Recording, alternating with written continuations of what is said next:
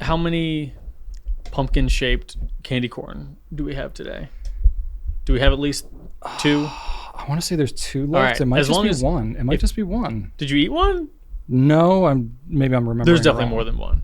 And then there's as long as we have some 2. over there in that mug. Then you feel. As long as we have some, random papers. As long as we're using a furniture mover. Yeah, as as long as we're doing that, I think I'm ready to go. Okay. Yeah. All is right in this room. I don't have any coffee. I opted not to do a second coffee, so we'll see if that's a good choice or not. All right. I don't know. I might regret that. Time will tell. We'll see. All right. See how sleepy Brian gets. Yes. Hey, welcome everybody to episode number 136 of the Goulet Pencast, where fountain pens are still a thing. I'm Brian Goulet. And I am Drew Brown. And we're here from Goulet Pens to deliver this casual and informal, tangential and extraneous, superfluous and extemporaneous fountain pen show, where we talk about what's going on at the Goulet Pen Company and in our fountain pen lives.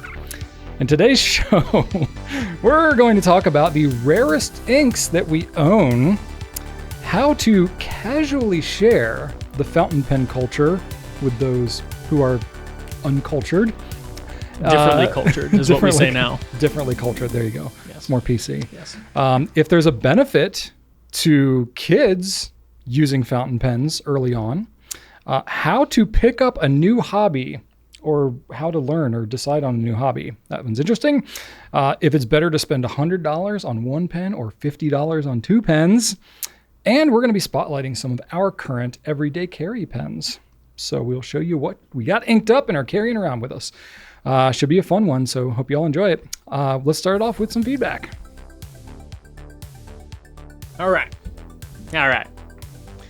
Breezy Veezy was reaching out to us this week and saying, which if you want to get your stuff read, start it like this. Drew is right. It's an instant yes. Feels like pandering to me. I don't know what you're talking about. Breezy Veezy agrees with me that Earl Grey does indeed smell like Fruit Loops, the cereal. Okay. And Breezy Veezy says, I always thought of Fruity Pebbles first personally. That's fine, same scent. Everyone tells me I'm crazy when I point it out. You're not crazy, or we both are. I don't know. Either way, you're okay.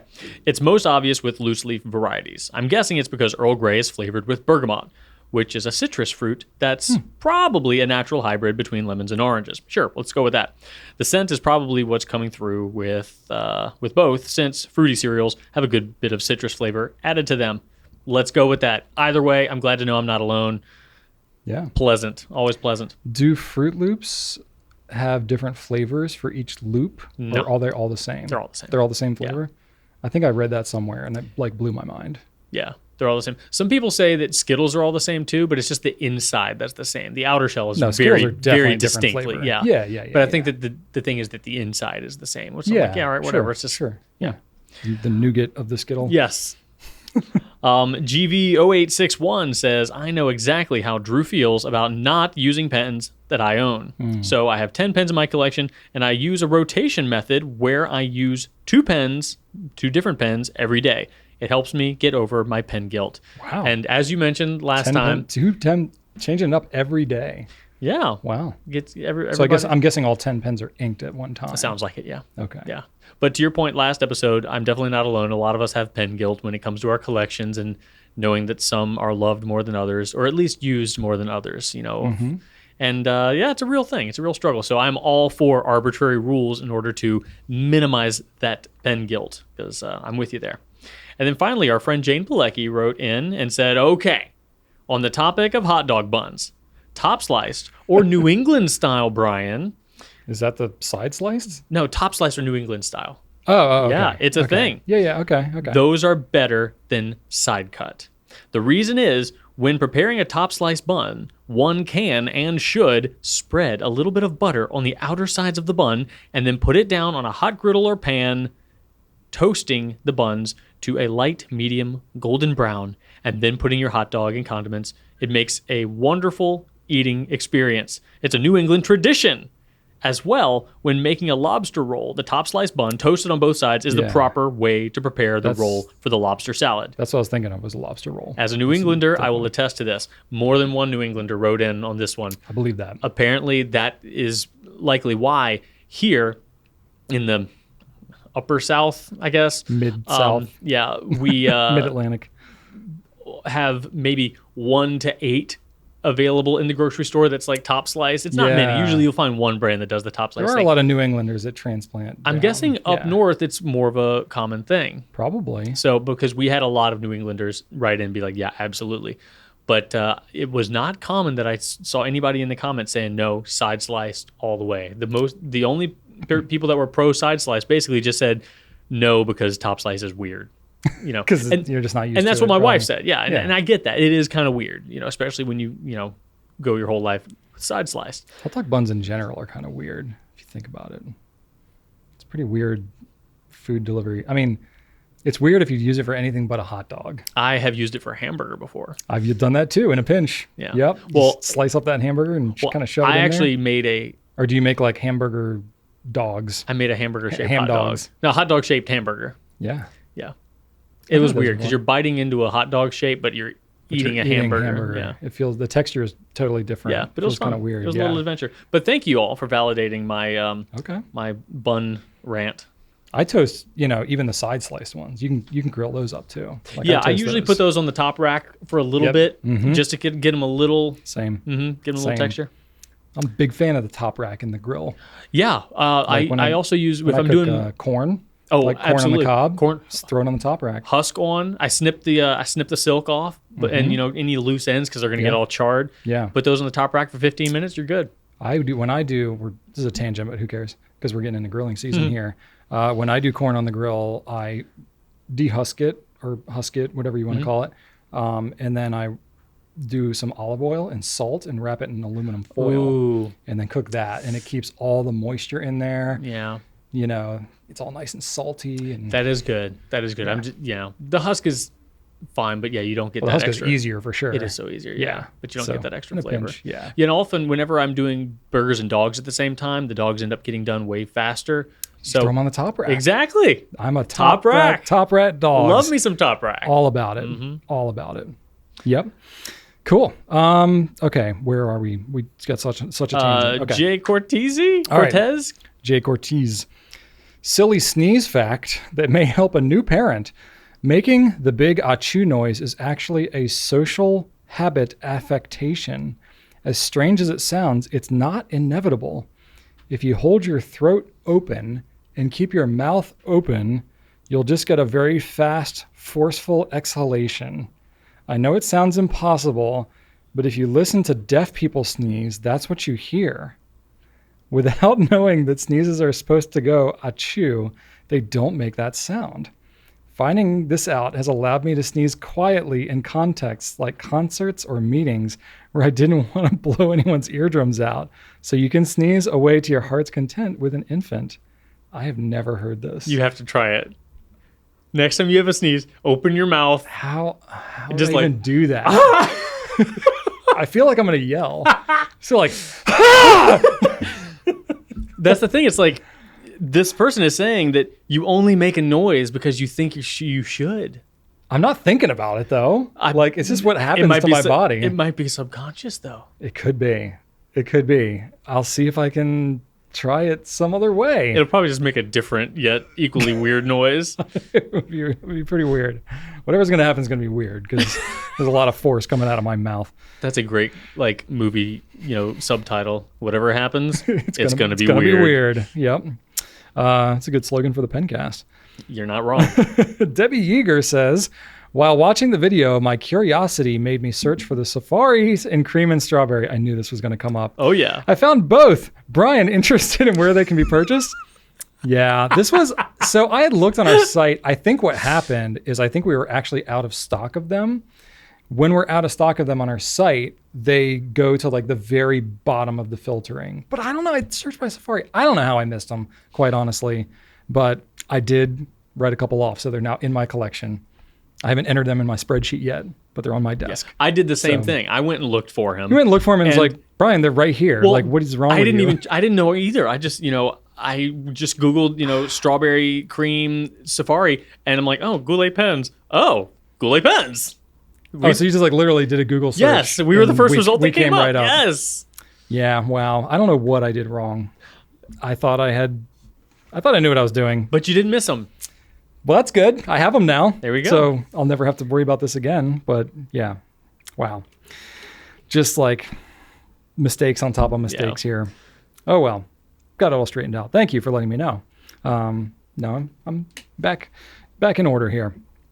Let's see here. Next one we have is from Rosen. I just got my Benu Euphoria Matcha Latte today. What a gorgeous pen. Greetings from Switzerland. Hello. Well, greetings. Yeah, those matchas, they're gone. They're coming back. They're coming back. The initial batch of them were gone. They sold faster than we expected. And we had already talked about them on the Pencast, and I think they were all gone by that point. Or no, not. They sold out over the weekend, I think. Okay. We had like one nib size left or something. Yeah, we were down to mediums. Yeah. We're getting more, though. We are. We'll definitely get more. So I mean, as long as y'all want them, we'll keep bringing them back. Yeah, I mean, we still got ice caramel latte. It's been like 2 years. So we'll keep it going. Yeah, but we're glad you like it. I've already seen folks posting pictures of the pen with some drinks. They all look great. And honestly, I've been it's a good looking pen. It's a good color match too. Yeah. Like when you see it with actual, matcha drink, like I saw like a matcha boba tea yesterday, and the color was perfect. I'm like, excellent. Because I hadn't actually Benu nailed it. I hadn't actually put them next to each other, but Benu, of course, they know what they're doing. I got on a matcha tea kick for a little while there. Oh yeah? I haven't drank it in a while, but yeah, my parents were really into it and we were matchaing it up. All right. It's like a whole thing. You have like a special whisk type thing that you do when you make up the tea. I don't know. That little bamboo situation? Yeah, I don't remember exactly what it is because it's been a little while now. Okay. But it was like, it's like one of those little head spiders that you have. Yeah, I believe it's kind of like that. I believe it's made out of bamboo and then like split into like a bazillion different little tongs. Yeah, maybe. I thought it was metal, but maybe maybe they didn't. Okay. It could be different versions, but yeah. Anyway. Cool. Well, that's it for feedback. Let's talk about some new stuff. All right, got a new Colorverse exclusive ink at Goulet Pens here. So previously we had Witch by Starlight. So we wanted to do a complementary ink to that, and it is called Witch by Moonlight. Hey, look at that. 30 ml bottle of ink. It's got some glitteriness in there. It's like a nice grayish color. Which is smaller than Witch by Starlight. Oh, it is. Witch by Starlight is the big kahuna. You're right. Witch by Moonlight is a slightly smaller, but we felt, more accessible. Not the tiny kahuna. Yeah. The mid-sized kahuna. Yeah. The mama bear. There you go. I like that 30 ml size. That's just right. That's the right one. Just like that lukewarm porridge. Like, to me, like 30 to 50 mil is like the perfect like bottle size. Mm-hmm. It's like not too much so that you're just like, what am I going to do with all this ink? And it's not so little that you're like, this is just a glorified sample. So 30 mil is perfect. So $17 for that. So go check that out. It's pretty cool. Especially if you liked Witch by Starlight, you're going to like Witch by Moonlight too. It's kind of a different shade, similar properties. Yeah, lighter. Yeah. We also have a franklin-christoph Model 31. We do. Which we tend to do like maybe once a year. So that's kind of cool. It is called Ascension Wing. It's a limited edition. We have one batch of them, and when they are gone, they are gone. And I hope that they're still here by the time this video publishes. We are not confident in that. There is a chance that it might not. So if you didn't get a chance to get it, I'm sorry. But we've had it on the site for a minute. So it's not like it was a total surprise. But anyway, if there are still any left and you want it, get it immediately because I don't think they're going to be around long. We were able to get a few more of them than we've gotten in the past, but it's totally based on franklin-christoph and their capacity. Anyway, $175, Yobo nibs, stainless steel, Model 31. It's literally the only franklin-christoph model that we've ever done with them. And if it ain't broke, don't fix it. So go check that out. We also have a Pilot Custom 823 new pen. Wait, Pilot doesn't come out with new 823 colors. They've come out with smoke. So they only had the amber in the US. They came out with the smoke. That was 6 years ago, maybe. I don't even remember. It's been a minute. But they have a new color or lack of color because it's clear. That's right. Demonstrator. So that's cool. Perfectly clear. You can see all the guts inside, which there's cool guts to look at because the 823's got that vacuum filling. It is gold trim only, stuff. right? Gold trim only. Yep. That's how they do it. I actually already had one of these that I'd gotten from Japan. So I will not be adding one to my collection because I've already got it. But what I don't have, that's $336. That's how much that is. And it comes in the big box with the Pilot Blue ink bottle, which is rare. We're also getting a Pilot Signature nib on these 823s in the black, the amber, and the clear. Smoke, amber and clear. So that's kind of cool. It's an interesting one. Yeah, I'm curious to get my hands on that. Yeah, so I haven't written with it yet because like as we're recording this, we're supposed to be getting them in like the next day or two. When you're watching this, he will have written with one. Yes. But this Brian, Yes, past Brian. But the Brian that exists in your reality, he knows. He knows, yeah. He knows. Yes. Which Brian is the real Brian, though? Because this is now past Brian. Yeah, you don't know. You don't have any idea what you're talking about right now. I don't, clearly. My goodness. I never know what I'm talking about in these pencasts. Anyway, Pilot Signature nib. So I don't have a lot of experience with this nib, but from what I understand, it's sort of like in between a broad and a stub. So it's meant to have a broad downstroke and a more medium-ish cross stroke. So it's not a drastic difference. But if you're already looking to get one of these anyway, I mean, I'm going to pick one of these up because I love broad nibs. I love stub nibs. I'm like, this sounds right up my alley. So I'm going to get to play with these. We'll put it up in the nib nook so that you can compare it to different, other Pilot nibs. It's also the only special nib that they have on the 823. So that alone is reason to get excited about it. And I think the price is going to be the same as the regular, right? It's just another nib option. That's the way it's been with the 912s. So there you go. So if you're already shopping for an 823 and you like the broader nibs, which are not nearly as popular as the fines, which is fine, give it a look. So maybe we can use it. We can use it. We can show it at some point. I mean, like in the pencast, in a future pencast. Yeah, we talked about maybe highlighting some of the specialty nibs that Pilot has. They've got this. They've got the Waverly. They've got the Course. They've got the PO. Posting, if you're curious about one particular Pilot specialty nib, let us know. Or any nib at all. We've never really highlighted a specific nib on the Pen Spotlight in this series. So if there is a nib you're curious about and want to see it in action, let us know. And yeah, we've done like dedicated videos on that kind of thing with like Sailor and Lamy. Yeah. And did we do one for Pilot? I'm pretty sure we did. I'm doubting myself now, though. I'll have to look it up. But anyway, so that's kind of cool. Not every day we get a new nib from Pilot. No. And this is the number 15 nib, slightly bigger. It's like a number 6-ish size, comparable to what Yoba would come out with. Well, that's what I got. What about you, Drew? I have some cards, Brian. Oh. I have some ink swatch cards from Colorverse. So hot on the heels of the exclusive Witch by Moonlight, you can also pick up 2 sets of fun constellation-themed swatch cards. So we have a larger one. They're both sets are $12. One is a bunch of them, a bunch of small ones, one's fewer big ones.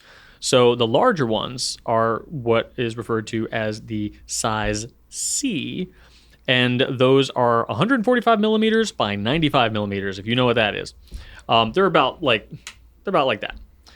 Index card-ish size, if you just want an approximate look.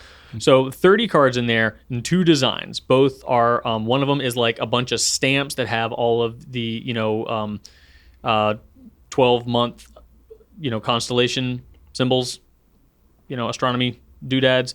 And then one is just a nice constellation sky, just one big old plop there. And then there's a size B, and these are smaller cards. And these have 36 cards and 12 designs. So rather than the 2 designs on the larger ones, these smaller ones have 12, one for every month. So you've got your Aries, your Pisces, your Gemini, your Libra, your Capricorn, your Sagittarius, your Virgo, your Leo, all that good stuff. And they're both fun. They both hold ink really well. There's not a lot of bleeding. The worst thing you'll get is if you really saturate it, you might get a little bit of it kind of like curling up, but you can just flatten that out with a book and it'll stay tamed.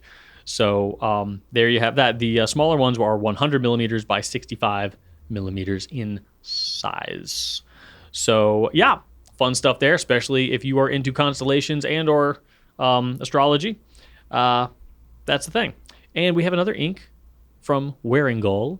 This is entitled The Valley of Fear. I don't know what the Valley of Fear is, if this is a literary reference or some sort of Let's thing. find out. Waringal has a habit of doing that, and I am not intelligent or cultured enough to get all of these references. It is a novel by Arthur Conan Doyle. Sir Arthur Conan Doyle, one could say. There we go. So that's how. So the fourth and final Sherlock Holmes novel. Is it really? We were just talking about that. Yes. We were talking about another We were. Sherlock Holmes Wow. novel. And that got us in the whole thing. It's like, weren't there more than 4?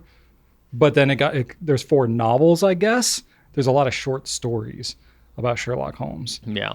And Okay. I'm going to stop talking because that is already more than I actually know. Yeah. But y'all So, might know. If you're a fan of valleys, if you're a fan of fear, or if you're a fan of Sherlock Holmes, this ink was made with you in mind. Who's a fan of fear? Me. I'm afraid of lots of things. So it's $22 for a 30 ml bottle of ink. I used it. I believe it's a very sheeny blue. Very sheeny blue. It's lovely. It's really pretty. Now that I swab a lot of inks, so I needed to get in there. But yes, it's a very heavy blue sheener, really rich, nice blue. So I'm into that. blue sheeners are not super uncommon these days. Yeah. But if you're a fan of Wearing Gold and you're waiting for them to enter the ring, they did it, and it's here for you if you want They it. entered the valley, so to That's speak. right. That's right. And it's a scary one. All right, that's it for new stuff. How about some company updates? Yeah, just kidding. So let's do the company updates. We have a video that just came out on top shading inks. Now, this is a Drew shading ink thing. There's a lot of shading inks out there. I know we've gotten asked about this on the Pencast. So for many. sure. Yeah. How did you narrow that down? Like, what was your Well, process? I kind of just picked some of my personal favorites and then went into more detail, not about the inks specifically, but about how to get good shading Okay. from inks because there are a So lot it's more of like the principle of the shading. there's a kind of lot of thing. good shading inks out there, but so much of it depends on ink, paper, and pen. And I focus more on how to get shading with what you have, Gotcha. while featuring inks that I personally enjoy. Okay, cool. So I hope yeah, we get a lot of good comments on that too, because I mean, obviously we don't use like every single ink extensively. Yeah. So yeah, but it was a great lot to of get fun. feedback. And then you'll also I did a what's new video, and that will have published by the time you're watching this. So if you're curious about what's new at the Goulet Pen Company, you can check that out as Awesome. well. Did you wear a trench coat in your shading ink video? No, No? I was not even going to trench try coat to with top shorts? yours. I was not going to even try. Brian has the ultimate shading inks video, and I this don't know is about the ultimate. This but is simply, the little punctuation mark at the end of that novella. there you go. All right, let's now get into some Q&A. All right, this is a fun one, Brian. Last time we spoke a little bit about how we've brought some of your mystery pens in. Yeah. And we talked about, maybe doing some mystery inks, or just you telling a little bit about some of the funky inks you have. But GGGGGG Nilisa kind of beat us to it and says, what are some of the rarest inks you own? Oh, boy. So that's a good opportunity for us to kind of jump on in. Yeah, I figured rather than trying to bring them all here and then not really be able to show you them very well, we'll just take a little trip over to my office, and then we'll go check out my bookshelf with all the inks. Let's So go. Let's do it now. All right, so these are my ink shelves, which I've kind of mentioned before, but we'll just go through. I got all kinds of random stuff, I'll be honest with you. I don't have all my ink cataloged like I have my pens, but I'll at least point out some of the rarer stuff that's out here. So various dark lilacs. I've got like the OG dark lilac, a couple of them actually. I've got basically all the previous Lamy limited editions back here in some form or fashion. So those are all pretty rare. Honestly, there's a lot of inks here that are either like previously discontinued or the bottle changed. Like Caran d'Ache, we don't carry them anymore. This was their like slanty melty bottle, but I have like their OG bottles, which we did carry back in the day. They're like kind of square looking, if anybody remembers those, where they're like big chunky little guys. They had some good colors in that one, but those are pretty old. They're like at least a decade old. And then let's see here, what else do I have? Honestly, I have a lot of inks that like are things that we looked into carrying but then decided not to carry. I've got all the Pelican limited editions as well. The ink of the year is Golden Lapis. Here's Amethyst. What do you got here? Rose Quartz. aquamarine. So, I just basically every ink of the year that comes out, I just set those aside. I don't ink them up very much, but I like to have them for just such occasions. Let's see here. Some Sailor inks. I have the Sailor Gentle inks, if you remember these. We carried these like a decade ago. They brought them back for a little bit. Now they're gone again, but I have every color of the Gentle inks. And I like these bottles too. These are their older style bottles with like the huge, oh, well, this one's empty, but I promise other ones have ink in them. But it had like the little insert in there too, which I liked. So those are there. Let's see what else I have. Tatcha inks, those are not very common, but not many people probably know that much about them. Sailor Tea Time. So I do try to keep like, inks from regularly offered companies that are special. Let's see here. Most of this stuff is stuff that we don't carry anymore, or maybe never carried. I don't know how rare much of this stuff is because again, it's like stuff that we haven't necessarily carried. These are kind of interesting, though. These are inks that Diatramentis came out with in Germany, but I don't think they were actually licensed in the US, so we didn't feel comfortable carrying them. But they are scented inks that are supposed to smell like jet fuel and soda and gasoline, I think. So those are kind of interesting. And then got some of these. These are not as much talked about these days anymore because you have inks like nitrogen. But this is Parker Penman Sapphire, which was a blue with a heavy red sheen. These came out in the 90s. So they were very, very talked about at that time. I don't have much of it, but I do have it. I got something like the old Omos ink as well. Yeah, I have another one that's, I think has a little bit more ink in it. Those are hard to come by. I got the original Omos blue, which is nice. So that company's not around anymore. Let's see here what else we got. And then I've got more ink up here. I don't know how much these are rare or special, but some of the ones that are interesting are like the, this is our Witch by Starlight and Witch by Moonlight. So these are our exclusive inks that we did. These are the original sample inks that we came up with. So they are one of one because they're like, don't even have the official labels on them. So I do have some inks like that, like going to some Noodler stuff, like there's some sample ink when we were developing Liberty's Elysium. So stuff like that I end up that's kind of unique and kind of special. Any sets that come out, I've got some Diamine sets, I've got some Monteverde sets, I've got all the various 1670 inks that they've come out with, various versions of that, some of which are available still, some of which are no longer available. Where's your big Robert Oster? And, my big Robert Oster, that's right here. This isn't particularly rare because I think he makes them, if I'm not mistaken, but that's my 100 mil Blue Water Ice. I keep the 30 mil in my backpack, but that's my big guy. And it's like, I've used a third of it or so. But yeah, that's mostly, I got where is it back here? Butter Popcorn, Drew's fave. That's back here, tucked away, so no one will steal it.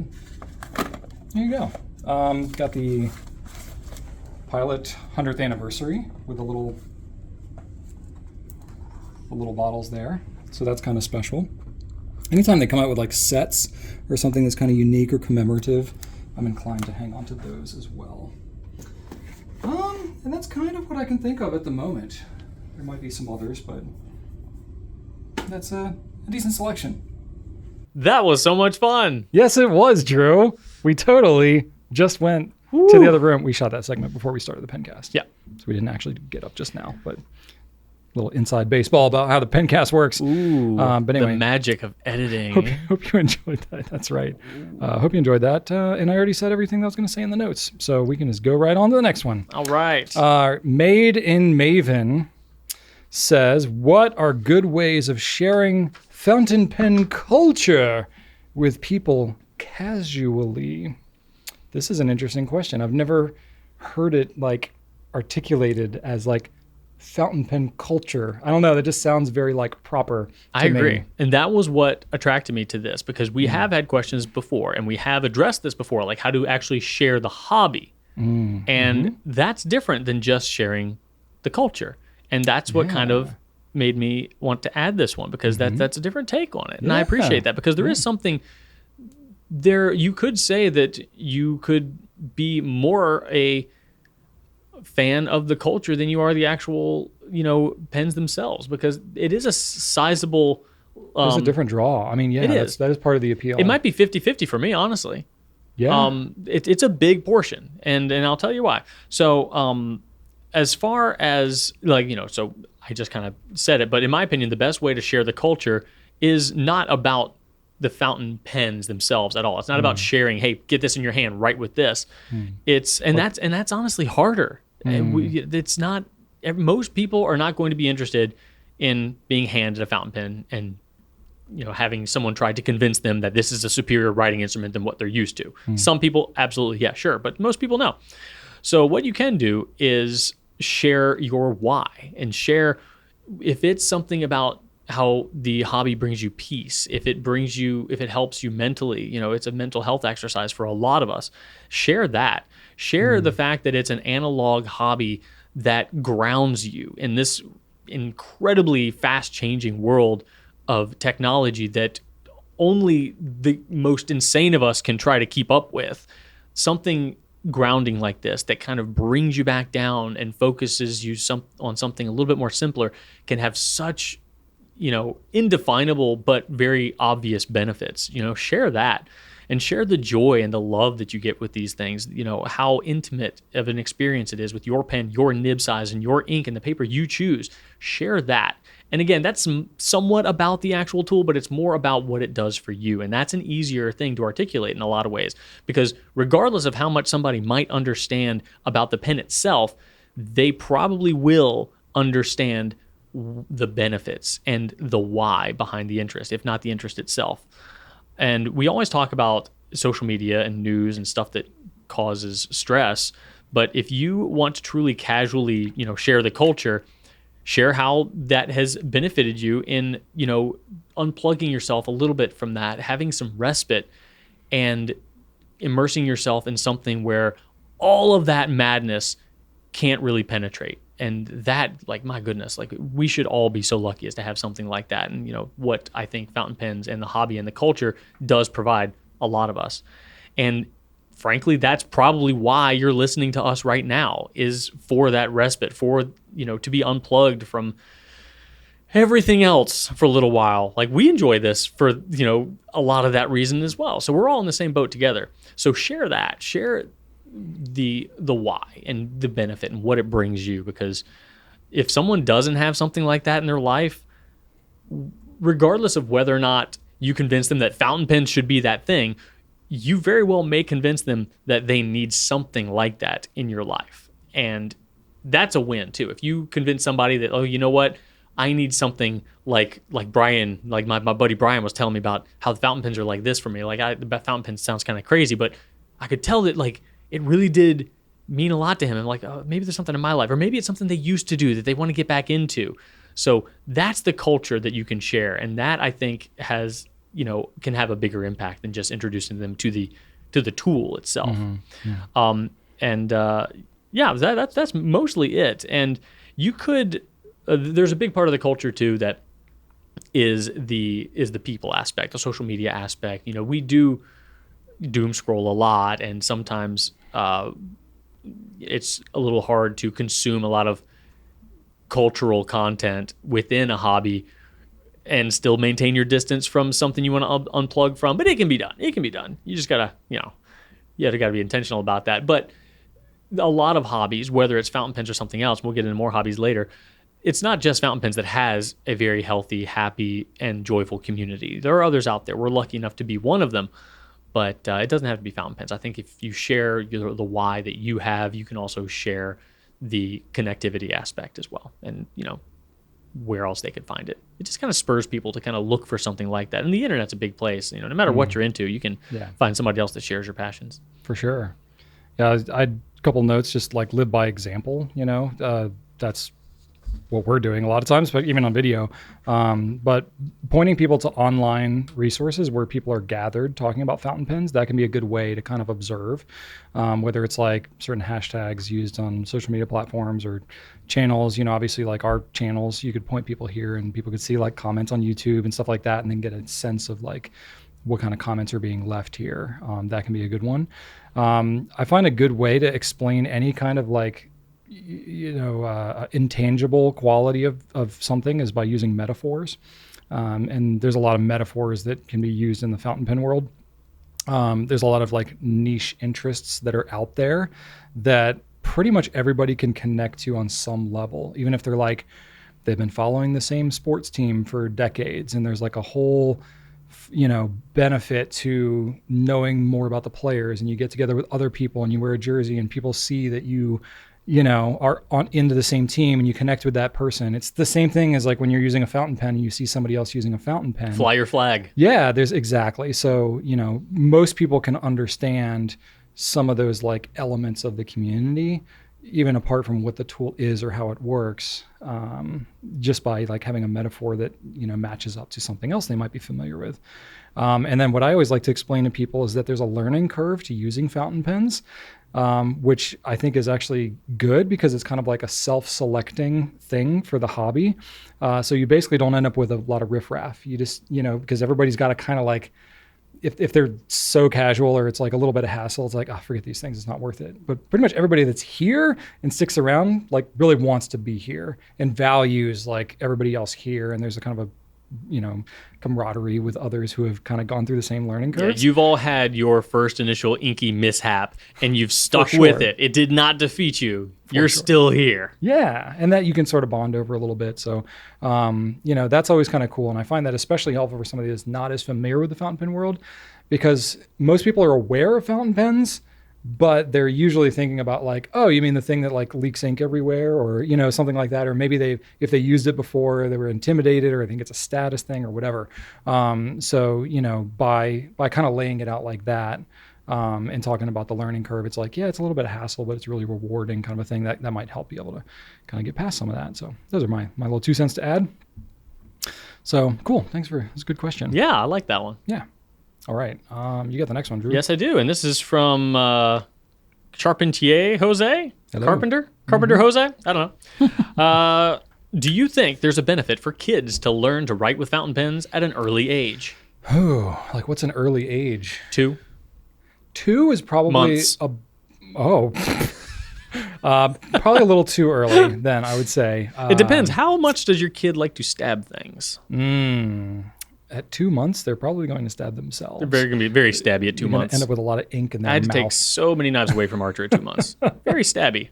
Very stabby. Very stabby, baby. Kids do get stabby around that 2-month mark. They get those gloves on them. They'll like dig at their mitts. eyes. Oh, yeah. I remember that. We had to do the mitts. Oh, for sure. Oh, for sure. Definitely. No, in all seriousness, though, I think that there's, I'm not like an educator. I'm not a childhood expert. I've had 2 kids myself, and I know other people that have kids, but I'm not like formally educated on this. I'm sure there's like kind of a sweet spot of an age where, kids will, benefit from greater instruction. I would say like kindergarten, like probably a little too early, because they're not going to have maybe the cognizance or the attention to like holding a certain object. You can kind of gauge it by the kid, though. I think generally speaking, when you're talking like 2nd, 3rd grade, that's usually where you start teaching some like more intentional kind of script and like handwriting practice. That's a really good time to be introducing something like a fountain pen, because kids have enough attention at that point, have enough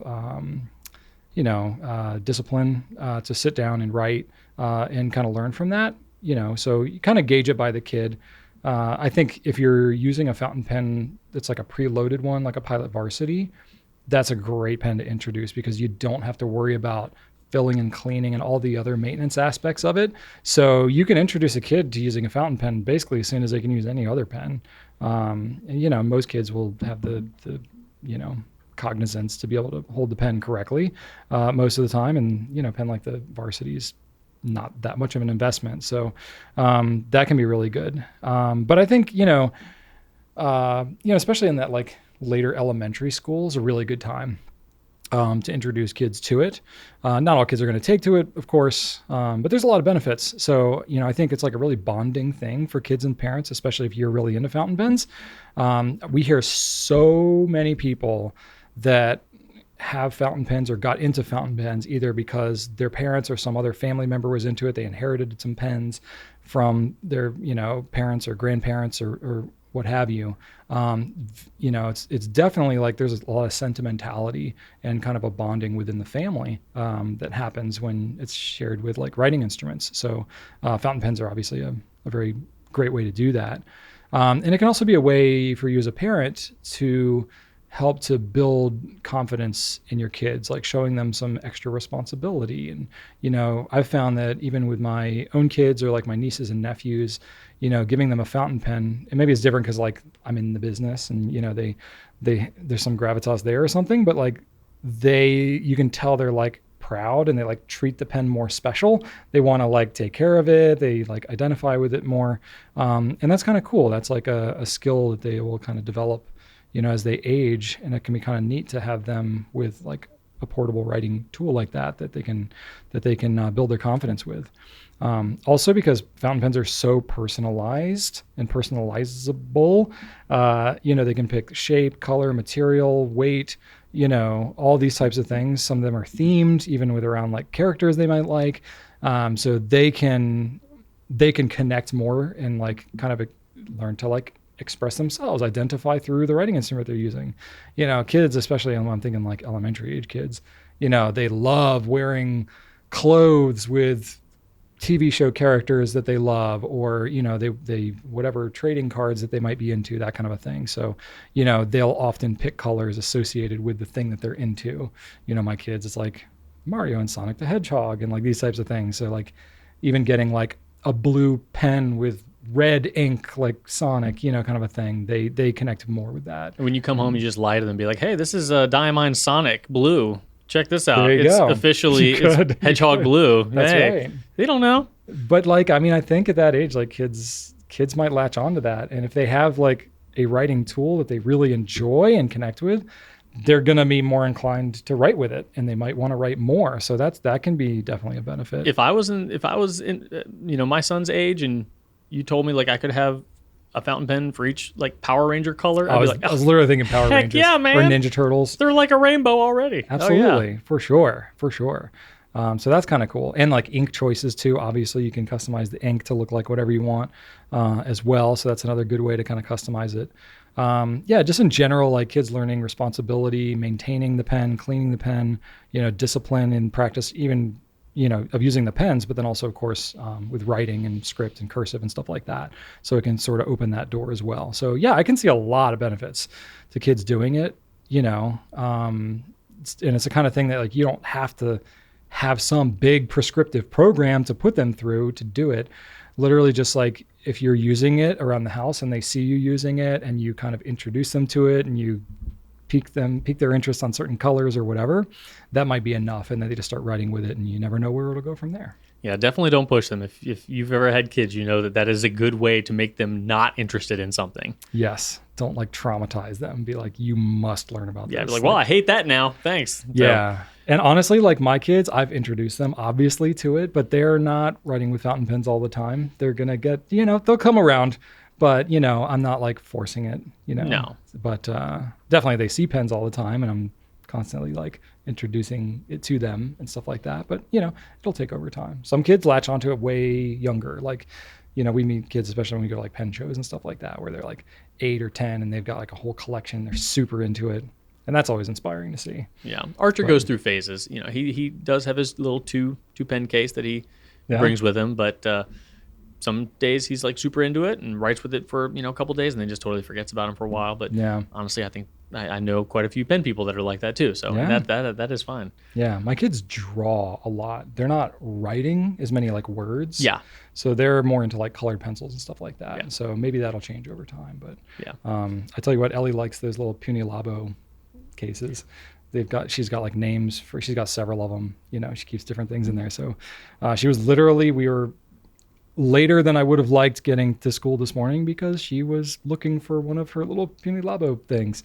And it was like rolled underneath the car, This is just filled with pencils and stuff? Yeah, colored pencils. So, Nice. Yeah, it's kind of neat. So, whatever, just go with the flow and get your kids exposed. I mean, I think just exposing them to as much of it as possible. And then, Yeah, it takes me back to the job that I had before this one that I was absolutely miserable at, and how much it would have made a difference if I had a fountain pen, because you're in an ocean of cubicles. You take from the same supply closet. Everybody's got the same pen. And in that sort of environment, you just want to feel like something is under your control. Yeah. Like you have some level of freedom that you really don't have, but some semblance of freedom, something that's your own. And I think that school can feel like that a lot of times too, especially for the younger, maybe, early high school. Once you're in college, like you have some freedom. Like you're on your own a bit, but 10th grade, like that can be a rough year for a lot of folks. And I think about myself, and if I had my own writing instrument that was uniquely me, I feel like things would have been just a tad more bearable doing some of the work that I really just had to just trudge through. Yeah. And as you were talking about metaphors, it got into my head that it's kind of like having to take a road trip that you really don't want to take, but you happen to have a car that you really love. And it's a lot like that. If you have to, or if you have like commute to a long commute to work every day but you have no picked choice, out your dream car, writing's the same way. If you have to write something that someone else told you to write and your heart's just not in it, at the very least, if you're writing with something that you picked out that you are really passionate about, it just makes it a little bit more bearable. And when you're a student and suffering through, some really tough grades, you got to take all the wins you can get. So I think about that and think about myself and how much that would have benefited me personally. So yeah, me too. I mean, I'm like you, I didn't discover fountain pens until I was an adult, and it's like, oh man, looking back now, I'm like, I definitely had the proclivity to be into it. I would take my Dr. Grip mechanical pencil apart like 40 times a day, and I was constantly fiddling with everything. I totally would have been into fountain pens had I been introduced to them early enough. So yeah, and I talked to a lot of people who realized they were into fountain pens from an early age because they were very particular about like the roller balls and pencils that they chose. And I was too, but it never, like, I would get the roller ball that I like and I would hang on to that thing for dear life. Please, don't lose it. But it never occurred to me to ask my mom, can you buy some of these? Like, I never even bothered to ask. And or now, to like ask if there was anything even better. Yeah. Like, I'm like, Drew, well, why didn't you just ask? Like, could you buy a pack of these? Never did. You just don't know. Yeah. I know. Like, 'cause I was that way. I was into the Pilot Precise, which is basically like a rollerball fountain pen. I mean, it uses essentially liquid ink. Yeah. But I never thought to ask. I think I did ask my mom to get those. Like, I really liked those. Yeah. But and then I would not loan them out to people and stuff like that. But it would change. But I thought that was like the nicest that you could get. It would just take one, like, if the work I had to do was like a -5, writing with the pen that I actually liked would make it a -4. And again, you take wins where you can get them. Yeah. Like, it counts. Yeah. It adds up. Yeah. There you go. Anyway, I hope that helps. I got a question from Mika Battaglia. How to pick up / look for new hobbies that are fulfilling and fun. I doom scroll way too much. I wish we had some expertise in this area. I know that we're not really It's so hard into for me to find a new and hobby. interests. Yeah. So you're not alone. I think that's a great question. I think that we should have some pretty solid answers. Obviously, it's next to impossible to tell someone what hobby they should have, especially when you don't really know somebody. But I can say that we have discovered quite a lot of overlap when it is pertaining fountain pens and a bunch of other hobbies. So much so that last year during the Pencast, we asked everybody to fill out a Google form, and then I put it all into a word cloud so that we could see the most common other hobbies in addition to fountain pens. So I will put that up right now so that you can see that. We're just going to revisit this thing for a little bit, and you can see that as well. So Micah, you can kind of see what else is going on. let's just say that obviously reading is number one, way up top. Knitting is very popular. We knew that. We knew that we had a lot there's of definitely knitters. a big overlap with knitting. Drawing makes sense, Yes. using writing instruments. And then video and games are almost as large as each other. So I'm guessing some people just wrote games or board games. I think board games and video games so probably came up. games, so the games word came up more. Exactly. Yeah. So, but video game games is definitely, and I heavily encourage you to play some video games. It is delightful. I mean, we're definitely both into that. And then, of course, journaling is up there as well. We got a little bit of woodworking there, Brian. A little bit. A little bit. And also chainmail. Chainmail and trombone showed up. Well, those are one of some of the smaller ones. I would love for chainmail to be done at the same time as trombone. And then trombone jousting, maybe. Yes, absolutely. Hiking, sewing, crocheting. Yeah, writing, photography. There's a lot of like creative, endeavors here. Yes, indeed. That makes sense. Yeah. But yeah, instruments do make an appearance here and there. And just like analog activities too, baking, gardening, music, stuff like that. Lego is smaller than I expected it to be. Yeah, that is interesting. I will say that Lego definitely provides me with that same kind of meditative, grounded experience that I get when I write with a fountain pen. And because it takes no skill, it's just following a picture. And if you're just like doing the instructions. Something like an instrument or even writing requires more brain power than putting together a Lego does. So I will say if you're doing some Lego stuff and you're like creating something from scratch. Right. That's a whole different ball of wax. Like I'm into Lego Technic. My son's super into Lego. I'm into Lego Technic, and it's really cool to build those sets, but if you go off the whatever instructions and you start building your own stuff, it's a whole different experience because you have to really think a lot about how this stuff works together. Yeah, but fun. that can kind of scratch that same itch. If you're looking for something analog and relaxing, I cannot recommend Lego enough. And Lego in the last 10 years has made such a shift to marketing toward our generation. Like you see. I know it because it's all. I'm like, I want that. I want that. I want that. I want They're that. making giant Lego Atari sets and Nintendo sets. I'm like, oh wow, okay, you see me. Dang it, They did a Lego Optimus Prime that transforms, and they got me on that one. I couldn't resist it. Yep, I'm rebuilding my Lego Ecto 1 now. So yeah, how is that progress coming along? By the way, slowly, but I'm about halfway done. Oh, nice. Yeah, okay. I'm over the hump. Over the hump. Yeah. That's awesome. So you can check this out. We'll leave this up for a good amount of time, but there's a lot of stuff here and a lot of great hobbies as well. Yeah. More importantly, though, one of the things, and when we mentioned this earlier, that I love so much about this community is that even without me asking, there will be people in the comments letting you know what they like to do. I bet there's already comments that have been happening just even as we started talking about this question. It's very likely. Yeah. But I will go ahead and ask, hey, everybody, if you think that Micah would enjoy one of your hobbies, please let them know and let me know. I think it's always fascinating to hear what everybody else has going on. Some of them are fascinating. And even some of the things we've asked, what are you doing while you listen to the Pencast, are fascinating. So we've got a lot of unique and interesting people out there. A lot of people that do their obscure hobbies while engaging in the Pencast. Absolutely. Happens. Yeah. Absolutely. For sure. So yeah, personally, I'm going to recommend coins. I don't know anybody else that collects coins. For me, I find it so interesting to pick a moment in history that I find interesting and then find the coin from that time period. Because if you're into like pirates, for example, I love learning about pirates.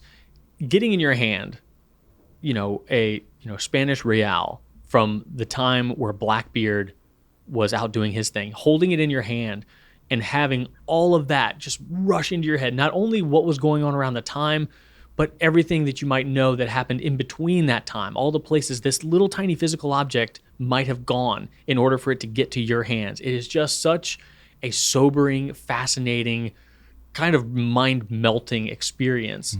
And, it's not as expensive as you might think. So that, for me, has been something I've been really enjoying. I take breaks here and there, but for anybody that loves history, that's a really tangible way to connect with it.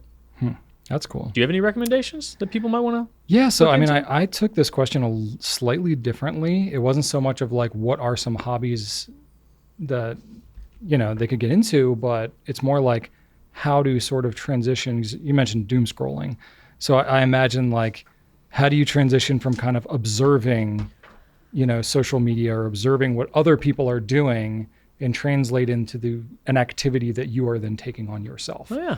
Because I can see that, especially like we are of the millennial generation. We are more on the elder millennial side of things.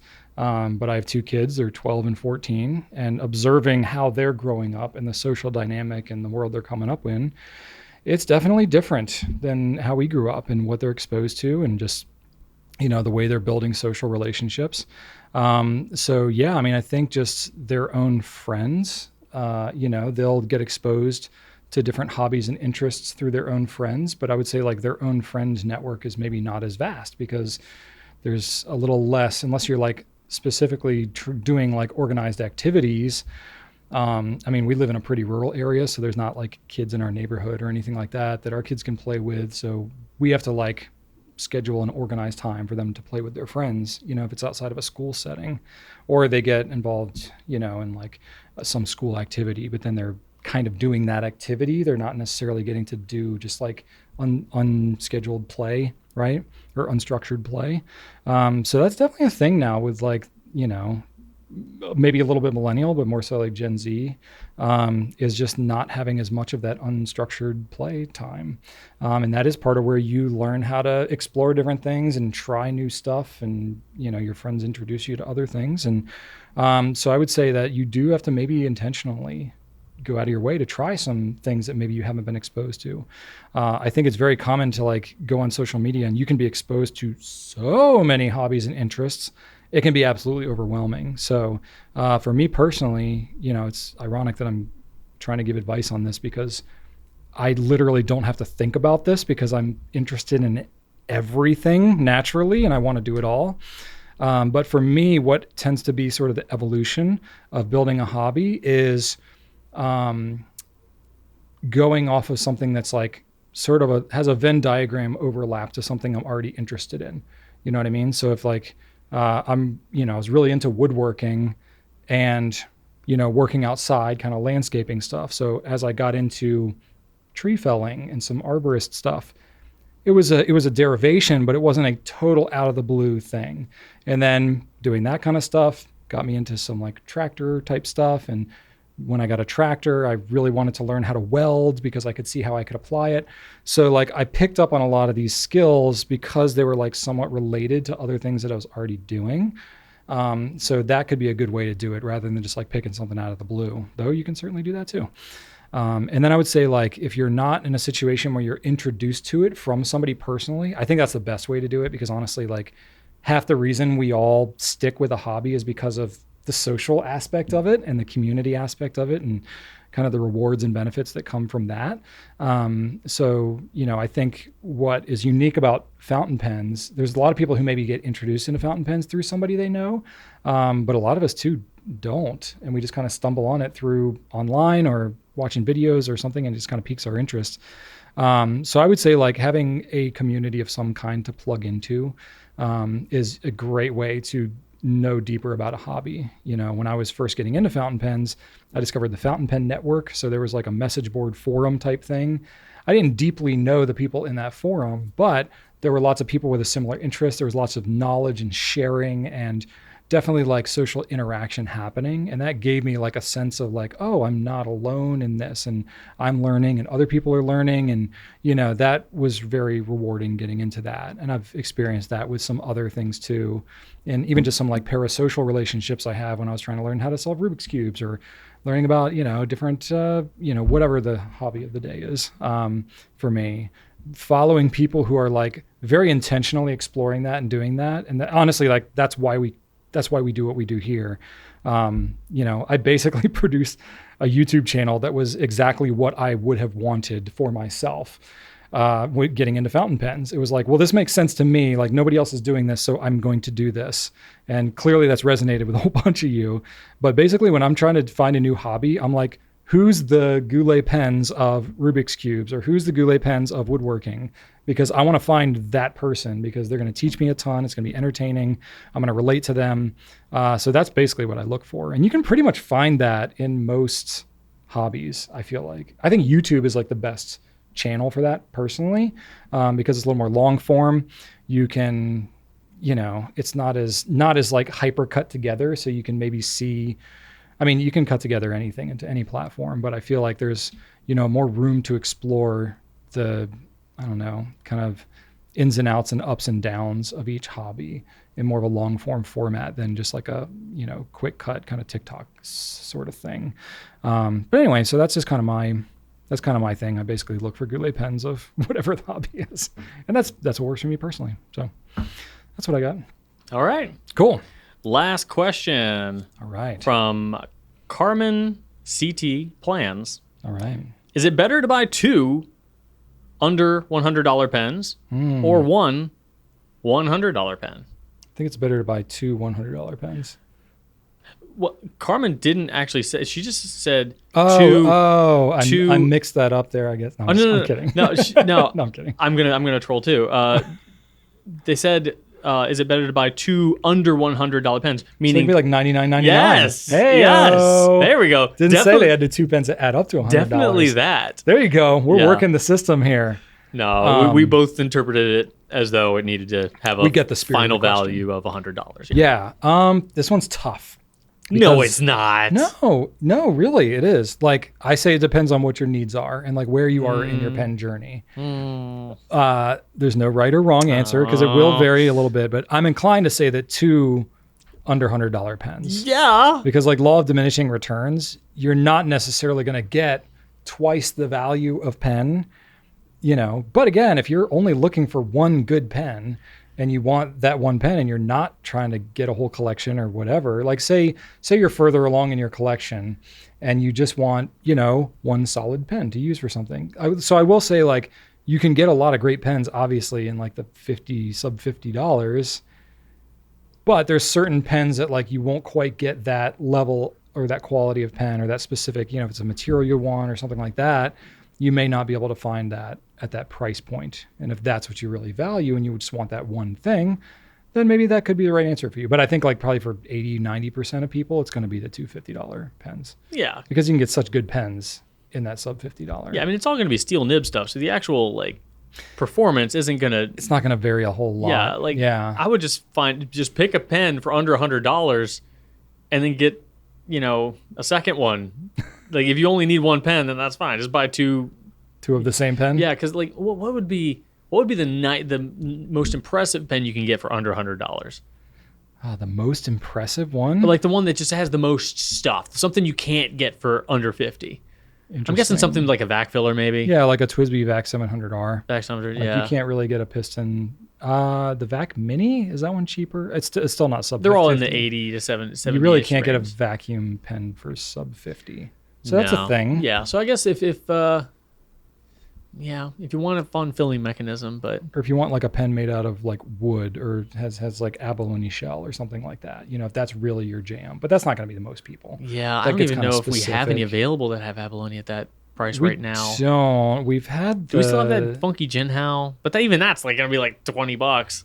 Yeah, that's true. That would be sub 50. Yeah. Yeah, that thing was. I guess technically it had some kind of shell. I don't know if it was abalone. It might have been more like a mother of pearl type. Whatever. Yeah. So that's a good question. Or it might be like, I'm trying to think of like, it's really hard because there's not as much of a delineation between that like 50 and 100. I'm trying to put any 2 pens that are 50 or under against any one pen that is in the closer to $100 range, and I can't think of any 2 combinations that I would pick the single pen over. I can't think of one. It's tough. It's impossible. Because I'm thinking like if you want, I don't know. I'm thinking like, a pen like the TWSBI Eco or a 580 or something like that. You can get those for like 50 or below. But if you want one like the rose gold trim or, like the bronze trim, like the nicer versions of them they're not like necessarily twice the value sort of a thing. But they do look really, really nice. So I could see a situation where you could justify, and again, it just depends. How many pens do you need? This is ironic coming from me. But not everybody wants a gigantic collection of pens. I literally need to like look up. I mean, it's not gigantic. We're talking about 2 versus 1, Brian. Yeah, you're right. Let's see. Let me see what's in the $50 to $100 range here. Let me even just look this up. I looked this up a little bit before, but Conklin Enduro Deco Crest, that's $100. If you want a filigree type pen, you're not going to get one sub 50. Okay, like Kaweco Brass Sport or like a Lilliput, like the aluminum or something like that. That's $60. Yeah, that's more than 50. Yeah, but you can get that, and then you can get a $40 pen. That's still not a $100 pen. I guess if you're okay, yeah, that's true. Let's see here. Like Kaweco All Sports, those are close to $100. But would you ever say that, like, yes, it's better to get one of those than two $50 pens? Would I rather have one All Sport or two classic sports? Is it better? I mean, that's so subjective. Come on, Brian. You can argue it either way. But that's not the question. They want to know, is it better? Come on. I mean, come on. I don't know. Generally not. So I would say, like, okay, you could get like multiple Lamy Safaris or All Stars, or you could get a Studio, which is closer to $100. It's the same guts of the pen. It's going to write the same, but you could definitely, there's a case to be made that having one Lamy Studio is going to be a different level of pen than a couple Safaris. But is it better? For some people, yeah. If they hate that grip and they don't want a plastic pen with a paper clip looking clip, you could definitely make an argument. Well, of course, some people think the Studio looks weird and they don't like it. The Studio's got a funky clip too. It does. It's got that propeller clip, which I think is cool. Okay, there you go. Conklin Durograph, Abalone Nights, right there, $80. Okay. So if you want a pen covered in abalone, you're not going to get that sub $50. No, except for that Jinhao, which is it's going to say Jinhao on it. Yeah, but it's not the same. It's not the same. I don't think that's abalone. I think it's just some other kind of shell. Might even be a fake faux bologna. Yeah, it's just bologna, bologna shell.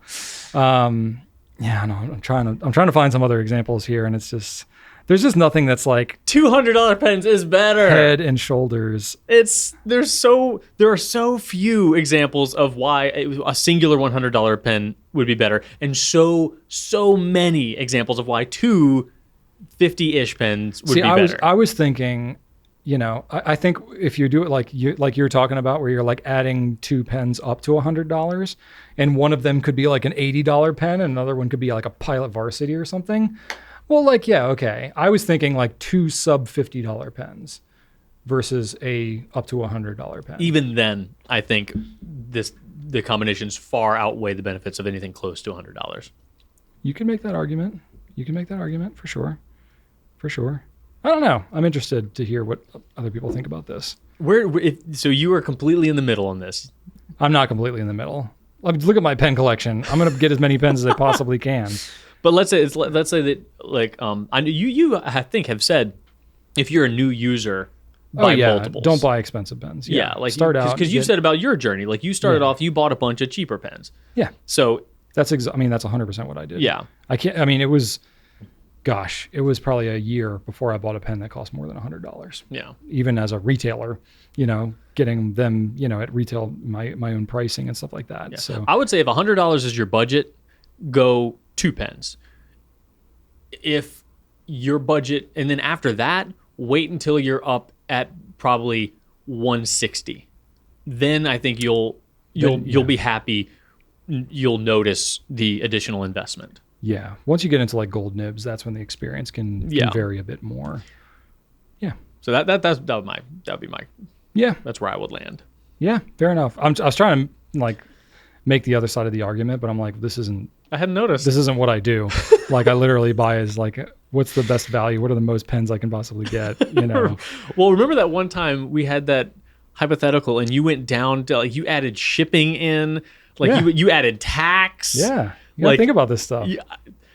Yeah, it's like my kids want to buy something in the store and they bring their money and I'm like, what about sales tax? And they're like, what do you mean? I'm like, that's like you got to pay that. You got to buy a product. Like, now you're expecting me to pay it? Like, the store's not going to pay it. But like, you optimized that budget. You were like, I don't know what the hypothetical was. It might have been $100. I think it was $100 budget. And you went to like for like a penny. pen, ink, and paper. I think it was. Yeah. I got pretty dang close. Yeah, you did. You optimized. Yeah. I think because we had free shipping at $99. Yep. I had to get it up to $99 to get that free shipping. That was it. Yeah. That was Heck yeah, it. man. Heck yeah. Okay. That's it for the Q&A questions. If you want to leave us some questions in the comments, we can use those, or you can email us at pencast@gouletpens.com, and we will someday look at those and maybe choose from those as well. We have a pen spotlight today. Yeah. We're going to mix it up just a little bit, because the debate that Drew and I have been having off camera is like, okay, we've covered a whole lot of pens in the spotlight at this point. So we definitely have some others that we can cover. You know, sometimes if we're doing a different segment like Meet the Team, that'll take that spot. You know, but he's also doing a lot of what's new videos for the new releases and stuff. And it's like, we're kind of covering the same thing twice if we do that. So we do need a little bit of feedback about the Pen Spotlight segment that we do. If y'all like it, what are some things that you would want to see that we're not doing right now? So we're kind of exploring that right now, just because we're 136 episodes in on this. And we want to mix it up every now and then. So do you want us to focus on new stuff, dig stuff up that maybe doesn't get showcased a whole lot, more paper, more accessories? I don't know. I mean, Ink. you remember we used to do a segment that was like tips and tricks and stuff like that. And we stopped around like episodes. No one has asked like about that. In the 70s or 80s. Yeah. That's because we got them all covered, and we were getting into like super obscure stuff. And it was like, this is run its course. Yeah. It could be the Pen Spotlight does that too. Of course, we just had the Frankenstein pen, and that was a heck of a lot of fun. If we have another crazy pen, we'll definitely do those. Yeah. I could see doing something like that. So I don't know. We'd love some feedback on that for this segment. But for today's segment, we are going to mix it up a little bit. So we've gotten some questions here and there about like, what are we currently carrying? What do we have inked up? So we are just going to do that today. So we will show you what we have inked up. Yeah. Okay, recording. All right. So Brian, I did a video recently where I did some shading stuff, and some of the little spoiler alert on some of the inks that I showed, but I chose to use some Lamy 1.5 nibs to demonstrate some shading. And when I did that, I was reminded about how much I just love these nibs.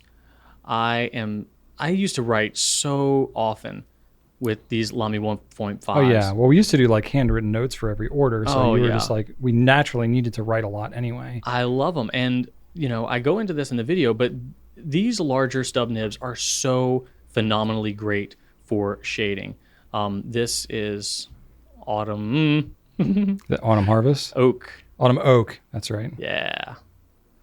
And so this one's great. This is It's got some of that oaky afterbirth on diamond. it. Yes. Yeah, there we go. And here we got, look at that shading. Like this is, you know, if you want to just. Is that a 1.5 as well? Yeah, man. It might be 1.9. I don't know. This is a 1.9, but you can't really. That's a 1.9? Yeah, but like, look at the difference. Like it's the same thing. Looks the same. There's really, I don't know why Lamy makes two of these things. Okay. But this is Sailor. This is 123, aka Rain Fluff. You know what I did dumb, Brian? What'd you do? When I did that video, the shading video? yeah, I did not mention that I call this thing Rain Fluff. I know. What's wrong with me? I'm surprised it wasn't just like a reflex. I know. you It's terrible. Well, I did that thing while I was like writing and talking at the same time, and I don't know what I'm doing. I know can't it's do terrible. That. Yeah, I can't. Terrible. But this is like an old silver blue Lamy All-Star. I like this one's that. the ruby red, or just the ruby. That is one of my favorite. I love this one. One of my favorite This ones. one was damaged in some form. I think it has a little chip right here. Little ding, yeah. So you gave me a discount back in the garage. Oh my gosh, this Yep. would have been like when you first started out. Yep. So this was one of the. I think it was the third one I bought. This one you gave me when I started working, and then I bought this one. I think when we picked up Lamy in 2011, the purple one was still out, so we did start carrying that one. I want to say this one was next. Yeah. That was the next All-Star. So I did buy this one. This one was the first one I bought, I think. Oh, okay. And then, or I might have bought the CP one, but yeah. And then this one, what is in here? Yeah, what this do you got one in here? is. So you're like matching the inks. Not to the pens really. almost? It kind of worked You out got like that an way. orange and the red. Yeah. It's not really, yeah. It kind of worked out that way. This Okay. is This one's a Robert little Oster Cherry Blossom. Okay. And I actually don't have a problem working within the confines of these of this grid. Like, if I take my time, So this is with a 1.5. yeah, And you're writing within 5 millimeter dot. yeah, this is fine. That's that's kind of tight. Yeah, But it it's looks fine. okay. You know, you run into a little problem when you have the Yeah, words if you that got drop like down. yeah. But one thing I sometimes do is if you want to save a little bit of space, you can kind of go to the side. Just kind of rotate it a little bit. Yeah. Huh? Okay. What I'll often do is I'll like Yeah. stretch out the words, like You make can do them, that too. make them longer, like 100%. slant them harder, Yup. that kind of a But thing. like, look at that shading. Like with these 1.5 nibs, Yeah, that you is get good. such good shading. Like you can see where the line is right there. Yeah. I think that I just use these pens so much that I stopped thinking they were interesting and special and just kind of stopped writing with them because I used them so much. But man, every time I do get my hands on them, I think this one's pretty dry. Yeah, it's getting down there. Yeah. But oh, there we go. There you go. But every time I do get my hands on them, it's just like, why did I stop? Yep, this one's drying out.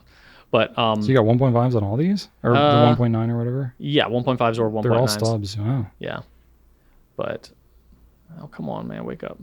Yeah, this I know one's pretty early empty. on in our fountain pen days, we were all about some stubs. I know, We just used them all and the you know time. what? And I still love them, and I just don't know why I stopped. I guess because the pens just aren't interesting anymore. Well, we are probably an exception to the norm because we are exposed to so many new I pens that come know. out. But man, it's so much fun. So I think you said this would be one of the ones if you had to have like 5 or 10 or whatever it was. Yeah. Like, wasn't the All-Star with a 1.5 it might have been on your list? It might have been. Yeah. I do, and So so it makes sense. I was really, I have more than my normal 3 inked up right now, but I'm gonna keep one of these inked up most of the time because I just have enjoyed this so much. So that's what I'm Nice. writing with right now. Very cool. Yeah. What do you have? I have a little more diverse of a collection than you do at the Hopefully you moment. can find a good page in there. That thing is almost filled. There we go. Okay. You got a few pages left in here. Okay, so I have 4 pens as well. We didn't even plan that. Heyo. This is my old school Visconti case. thing's been they through do the- not make them anymore. Oh, this through is its paces. this is at least a decade old. It's not in And bad it's still shape. kind of hanging up. It's got like a little spot back here, which I think I had like some tape or something Oh, that like yeah. kind of ripped it out. But it's seen a lot. So I got 3 pens here. One of them is the Sailor Tuzu, Oh, that's right. which we have not launched yet. Yeah. It's still maybe a week or 2 or Sneaky something peeky. out. But we do have a video for that we're kind of like waiting to publish until we get it closer to the launch We date. need a good launch date on this bad boy. So I guess I'll give you a little bit of a preview on this one. I got a TWSBI Eco. This is Oh, an indigo blue, God, I love that color which so I much. love. And then I got my monster here, the Pilot Custom Urushi. Whoa, I felt that when you laid it down. Yeah. It's not that heavy of a pen. It's just large. That one I have been having it as a daily carry since I know. literally inked it up the first I got to time. write with it earlier today. It's so It's nice. magnificent. And then I got my notebook here, which I always keep my Lamy 2000 in there as well. So, Classic. it's my nice little collection, which I just happened to lay out by size, which looks fancy. I'll just go ahead So and you've got show like you one of these your ones. first pens and then a pen that hasn't even been released yet. Yeah. Nice. Nice and variety. everything ranging from like sub $50 to over $1,000. So it's a lot going on. So in this is my Lamy 2000. Blue water eyes, probably. Yep. There we go. That looks like an extra fine. 2000. This is an extra fine. Yep. Yeah. That's what my Lamy 2000 is, and I absolutely I keep the love it. I keep the extra fine on this one because I have the 5mm dot grid in my notebook that I Oh, yeah. use. There we So go. it just helps me to keep it really tight in there. And this is Robert Oster, Blue Water Ice. That is delightful. And I cannot talk and write at the same time. That's fine. I'm going to tell you Blue Water Ice. all about There you this go. pen. It is black. It's a Lamy. It has a piston. It has a piston. Yes. We've talked about it 1,000 times. Yes, we've So, never mentioned the Lamy 2000. Got that one. The Tuzu, this one is, I won't get all into its various aspects. Because you already did that. We will have a comprehensive video. Well, I've already done that, but no one has witnessed it yet. That's true. So this is a fine nib, I believe, on this one. And honestly, I have every nib size of this inked up because I The video. have written with all Yeah. of them. So this is the Sailor And the fine nib is quite fine. So That's an extra fine Lamy, and this is a fine what? Tuzu. Wow, that is So, very fine. So when you German, were doing the Japan. Sailor video, did you pick a Sailor ink to ink all these up with? Yes, I did. There we go. And it might be a little bit dry because it's been sitting here for a minute. I have no idea what that is. This is Sailor You like the Manyo. Urameku inks? I do like those, but That's I not didn't go one of that them? route. This is No. Konagi. Oh, okay. You like? I was thinking about Konagi, but I always have to think really hard when I'm picking Sailor inks to use in videos because there's so many different colors, and I want to make sure I have something that's like, not too crazy of properties and is somewhat, relatable. So this is just like a standard kind of blue. yeah. Yeah. So very, very, very fine nib. I don't honestly love the fine nib quite as much. It is very fine, but I'm not a fine nib guy. Yeah. And it's not a gusher either. I like the broad nib better on this one. That's a solid click, though. It is a very You solid really click. sheathed that. Yeah. Ka-chunk. Solid click. Clip is nice and strong. Yeah. So pen's got a lot of pros to I've it. never seen a rubber coated clip either. That's a new one. I don't know if it's rubber. It feels rubbery. It might be plastic that just has like a rubbery feel to it. That's more. So or it's less not what I like meant. super grippy rubber that feels like it's going to get like all gross, but it's more of like a rubbery plastic, like a matte plastic. TWSBI Eco. Now this one, I believe, got a broad nib on this one, if I'm not mistaken. So here we go. So yeah, That is a gusher. Oh my yes, god. yes, indeed. Jeez. This is TWSBI broad.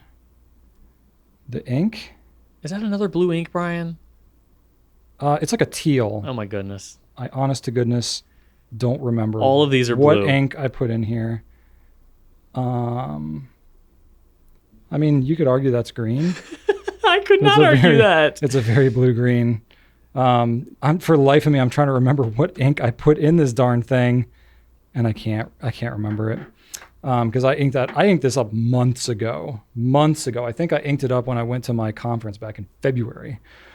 So I mean, this Eco has been inked up for months, and it's still right. I mean, it's a pretty teal. It is a pretty teal. And then I have the custom Marushi, which has a gorgeous nib. Look at that thing. Yes. So Pilot, custom Marushi. This does not look like anything is, you have inked up already. It is not. I have 4 different blue inks This is Konpeki? in these. No, Yeah, it's too dark. it's Konpeki. Is it really? Okay. Yep. And this is, what nib size is this on the fine medium?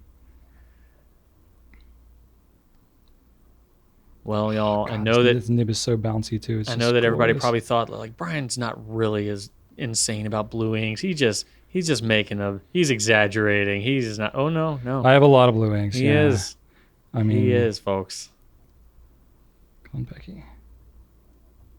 It's I will say, as much as I don't use blue inks because I find them kind of just boring, I'm never disappointed when I happen to have one. Right? It's always good. Like blue is, you can never go wrong with it. Yep. Especially with fountain pen inks, all the blues seem to look really pretty. Yeah, I don't disagree. There's a lot of blue inks that we have. Yeah. And So I like how them all. has the Custom Marushi been as a daily carry? Because that's a big pen. Like, It is a big pen. So, I do treat this one just a little bit differently because it's in a whole different league of pen. yeah, I can Just imagine. price wise from all these other ones. These other ones I can just like toss it in my backpack. I can stick it in my pocket. I don't really care that much.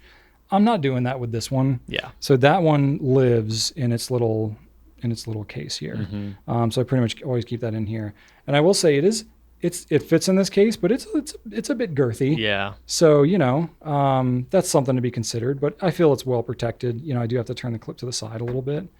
So I do this, and then I basically just keep this in my backpack. So, it's a kind of thing like it's a little bit more of a desk pen for me. Yeah. I'm not necessarily like walking around with this thing out in public, partly because it is just an expensive pen.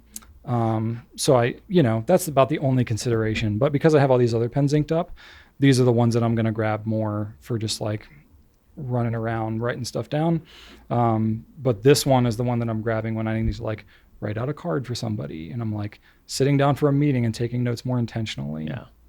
that's what this is for. I think there's something to be said for a pen that kind of has a gravity to it, because all fountain pens, I believe, put you in a writing headspace in a different way than any other pen might. But when you have a pen that has just that built-in prestige, not because it's like fancy or expensive, but there's something about it that makes it special. Je ne sais quoi. It could be because it's something like that, where there's urushi, like that this is like, it just by way of manufacturing has something special to it, or it could be something that is special to you, something you just take a little bit extra care of. Yeah, like I had my eye on this pen for a long time, and I didn't like explicitly buy it for my 40th birthday, but it was like pretty close to it, close enough where it was kind of like, I think I'm going to call it that. Yeah.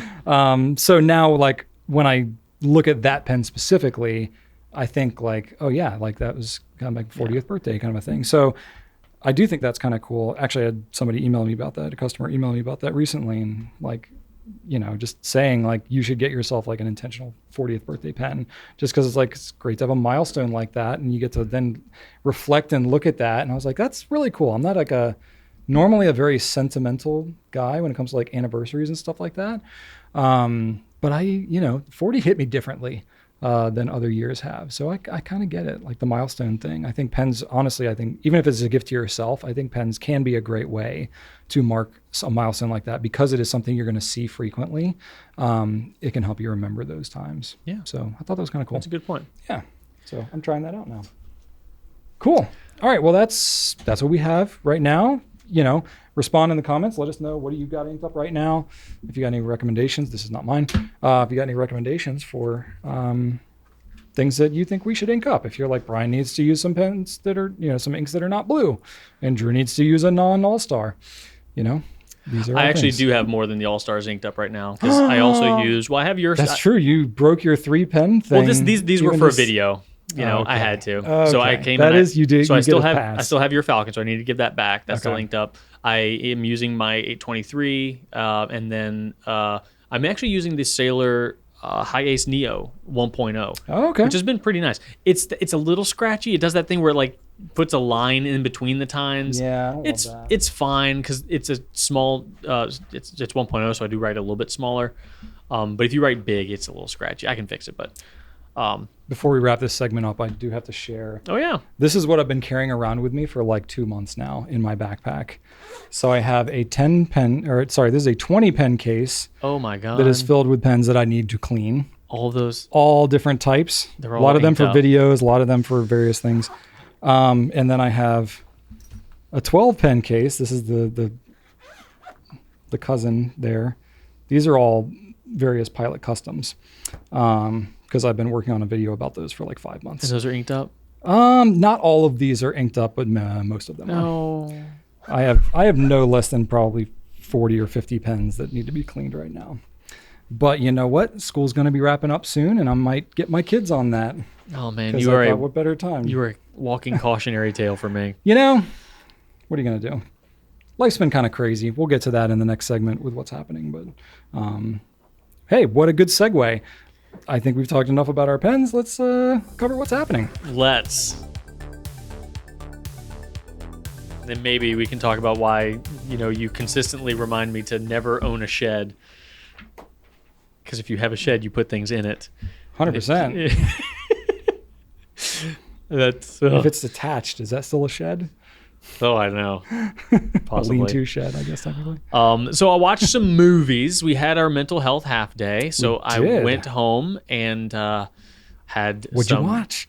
I put in Blade Runner, the original one. The OG. Yeah. I haven't seen it. 1980, I think. So yeah, that was awesome. I got the 4K Blu-ray, so it was the first time me watching it in super high resolution, and it looks really good. It looks really, really good for as old as that movie is. 1982. 82. Dang. Okay. There was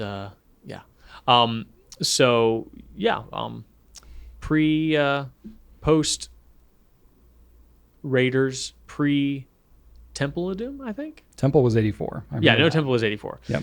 But anyway, it was a fantastic movie, always. But this was the final cut, which was different than the director's cut. It had a few things. A little less or a little more? Different. I don't think it was more necessarily. I think of director's cut as being like Yeah. more. I think that some of the violence was edited out, actually. Huh. I looked it up briefly, didn't spend too much time on it, but I'm not familiar enough with the original version of the movie to know like, oh, that's different. Some movies I can definitely pick that up on. Okay. This wasn't one of them. Yeah. But it was nice. And it's very atmospheric. So, and it is a little, all the shots kind of take their time and establish.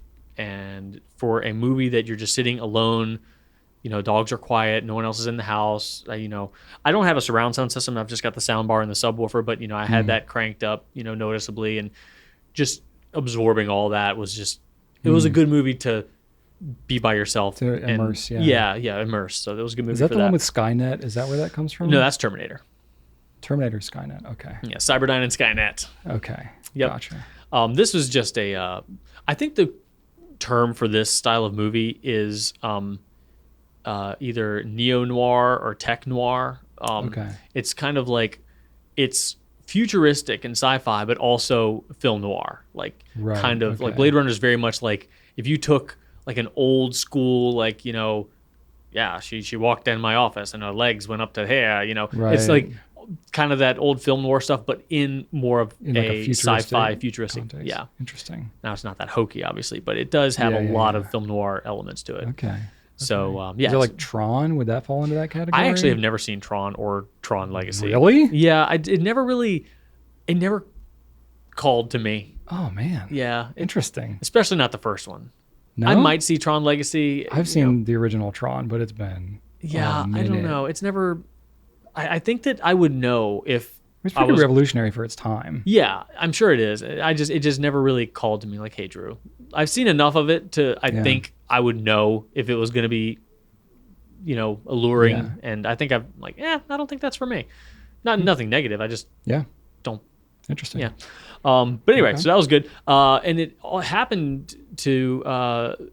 I had the spare time on Sunday to jump into another movie, so I watched Godzilla from 2014. So Okay. it's just Godzilla, but it was the American Godzilla, not the Matthew Broderick 1998 Godzilla, but Okay. a Godzilla produced by Legendary that was kind of like, it started the American franchise of Godzilla. Isn't that like the longest running franchise or movie franchise or something like that? Yeah, but Godzilla's been around since like the 50s. The 50s? Yeah. But Impressive. there are still Japan-made Godzillas, like Godzilla, Shin Godzilla, or Godzilla, minus Gosh, one. How many Godzilla movies have there been at this Oh point? man, so many.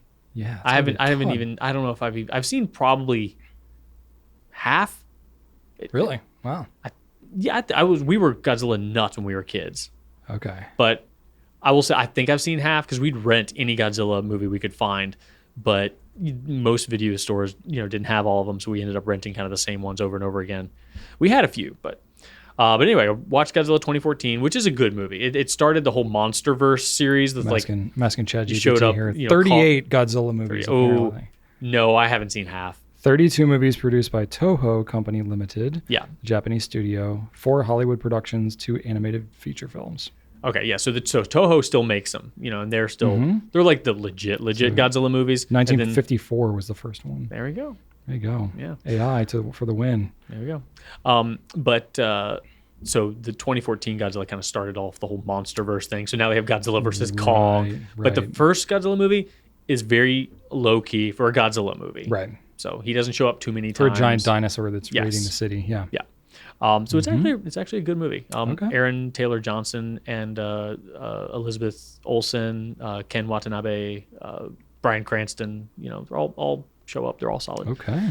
So yeah, that was enjoyable. I enjoyed it. Also, great sound. That was another one that I kind of cranked up a little bit. Even though Okay. Shannon and Archer were there, I still cranked it a little bit. The monster sounds were so like thick and guttural and like shaky. They did a great job with the sound design. That's Normally, I cool. don't notice that sort of stuff. Yeah. But this one I did, so that was a lot of fun too. That's cool. I want to say I watch all the kinds of random stuff all the time. But I mean, that's one of the most fascinating things is like the behind the scenes of like sound production. Yeah. Just like how they do like footsteps and how they do, just various like roars and stuff like that. And like coming up with like the T-Rex sound in Jurassic Park. And just like the random stuff that they put into those. It's And such a crazy art I want to say form. the Godzilla had like some special. I think I watched something at some point. I've forgotten it all, but it was about like the Godzilla movie and like the sounds they made or something. and Yeah, how they this did one it. was really good. The first Godzilla from 2014 and then Kong Skull Island, the two things that kind of like started the whole Godzilla King of Monsters and Godzilla versus Kong and more of Godzilla versus Kong. The ones that started it are actually like good films. They're actually they're lower key. There's no monster versus, well, there is monster versus monster, but it's not like, it's not overdone. Yeah. And Godzilla minus one is still like it became the highest grossing U.S. foreign release of all time. Really? Yeah. Wow. Amazing. Godzilla. Anyway, played some Red Dead Redemption 2. Still kind of in between video games. I don't know what I'm going to play next. Oh, no, I do actually. I started Assassin's Creed Black Flag because we've been watching Black Sails on Netflix, and I've just been in a pirate mood. Okay. So Assassin's Creed 4, which was originally for the 360 and the PS3. I have it on 360. I'm now that playing I've it on never played. now playing it on the PS5. It's Nice. still good. Yeah? Still holds up. The music is fantastic. That's awesome. The sea shanties are awesome. The control with the ship is still tight and amazing. That is cool. I'll never get tired of that one. Nice. Took Archer to a sleepover on Saturday night, and Shannon had a thing, so we didn't like go out to eat or anything, but still had a night in. We watched some more Black Sails, and it was nice. It happened to be the same night that he had a birthday party during the day, so he had to get two really fun things. The birthday party we took him to was in Southside at a laser tag place, and the kid's birthday party was potato themed. And I know nothing about this kid. I know Potato. This kid loves potatoes. Okay. I had seen him several times at Archer's after school facility, and I know he likes potatoes. That's like all I know about him. And when he mentioned, Potatoes are cool. he came up to me. He's like, "Hey, I'm having a birthday party. Archer's invited." I said, "Well, I hope it's potato themed." And he looks at me. He's like, "It is." Like, of course it is. You Like, why would you even maniac. ask that? And so, sure enough, his parents, they had little burlap goodie bags. Bless their hearts. They had little pencils with potato like erasers on them. They had put potato stickers on the balloons, and they gave one out to like. That's where you're a parent. You're just like, please just want a theme that's like easy to shop for. They did a great job. I told them like this was an undertaking, but y'all made his day special. He was so happy that he had a potato themed birthday. That's so funny. Yes, it is. Why potatoes? I don't know. He thinks they're amazing. Like potatoes are cool. Yeah. So I don't know. More power to this kid. All That was amazing. It was. I respect the heck out of that kid. So we just kind of hung out because there's a mall nearby. We never go to Southside, but we just walked around. Boxed lunch. That's always a fun store to hop into. And we had lunch at Carrabba's, which we don't have a Carrabba's in Shore Pump anymore. So you have to go to Southside now. Yeah, And, I noticed that. Everything closes down over there. Nothing can survive. I don't know why. I don't know. It must be the rent because it's a hot area. Yeah, They just I think probably some of charge it. an arm and a And there's leg. just a lot of competition. Yeah. Out there. Yeah. And then Archer finished his Wednesday afternoon running club at his school. Okay. He does not want to do it again, but he stuck with it. Good for him. He finished it, and Now he's got that experience. he told me that we could watch his final race, and I found out about this that morning. So I was like, "Oh, okay." So like go there and watch it. yeah. Oh. Okay. So I was like, "Okay, I don't know. I think so. I should be able to do that."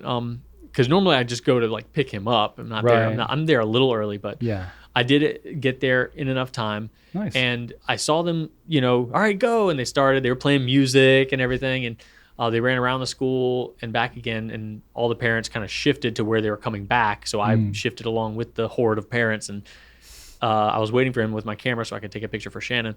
And when he saw me, his smile, like he saw me, he realized I was there, and I caught that in a picture. And Oh, man. I might get a little emotional here, yeah. but like that was such a moment for me, and yeah. like.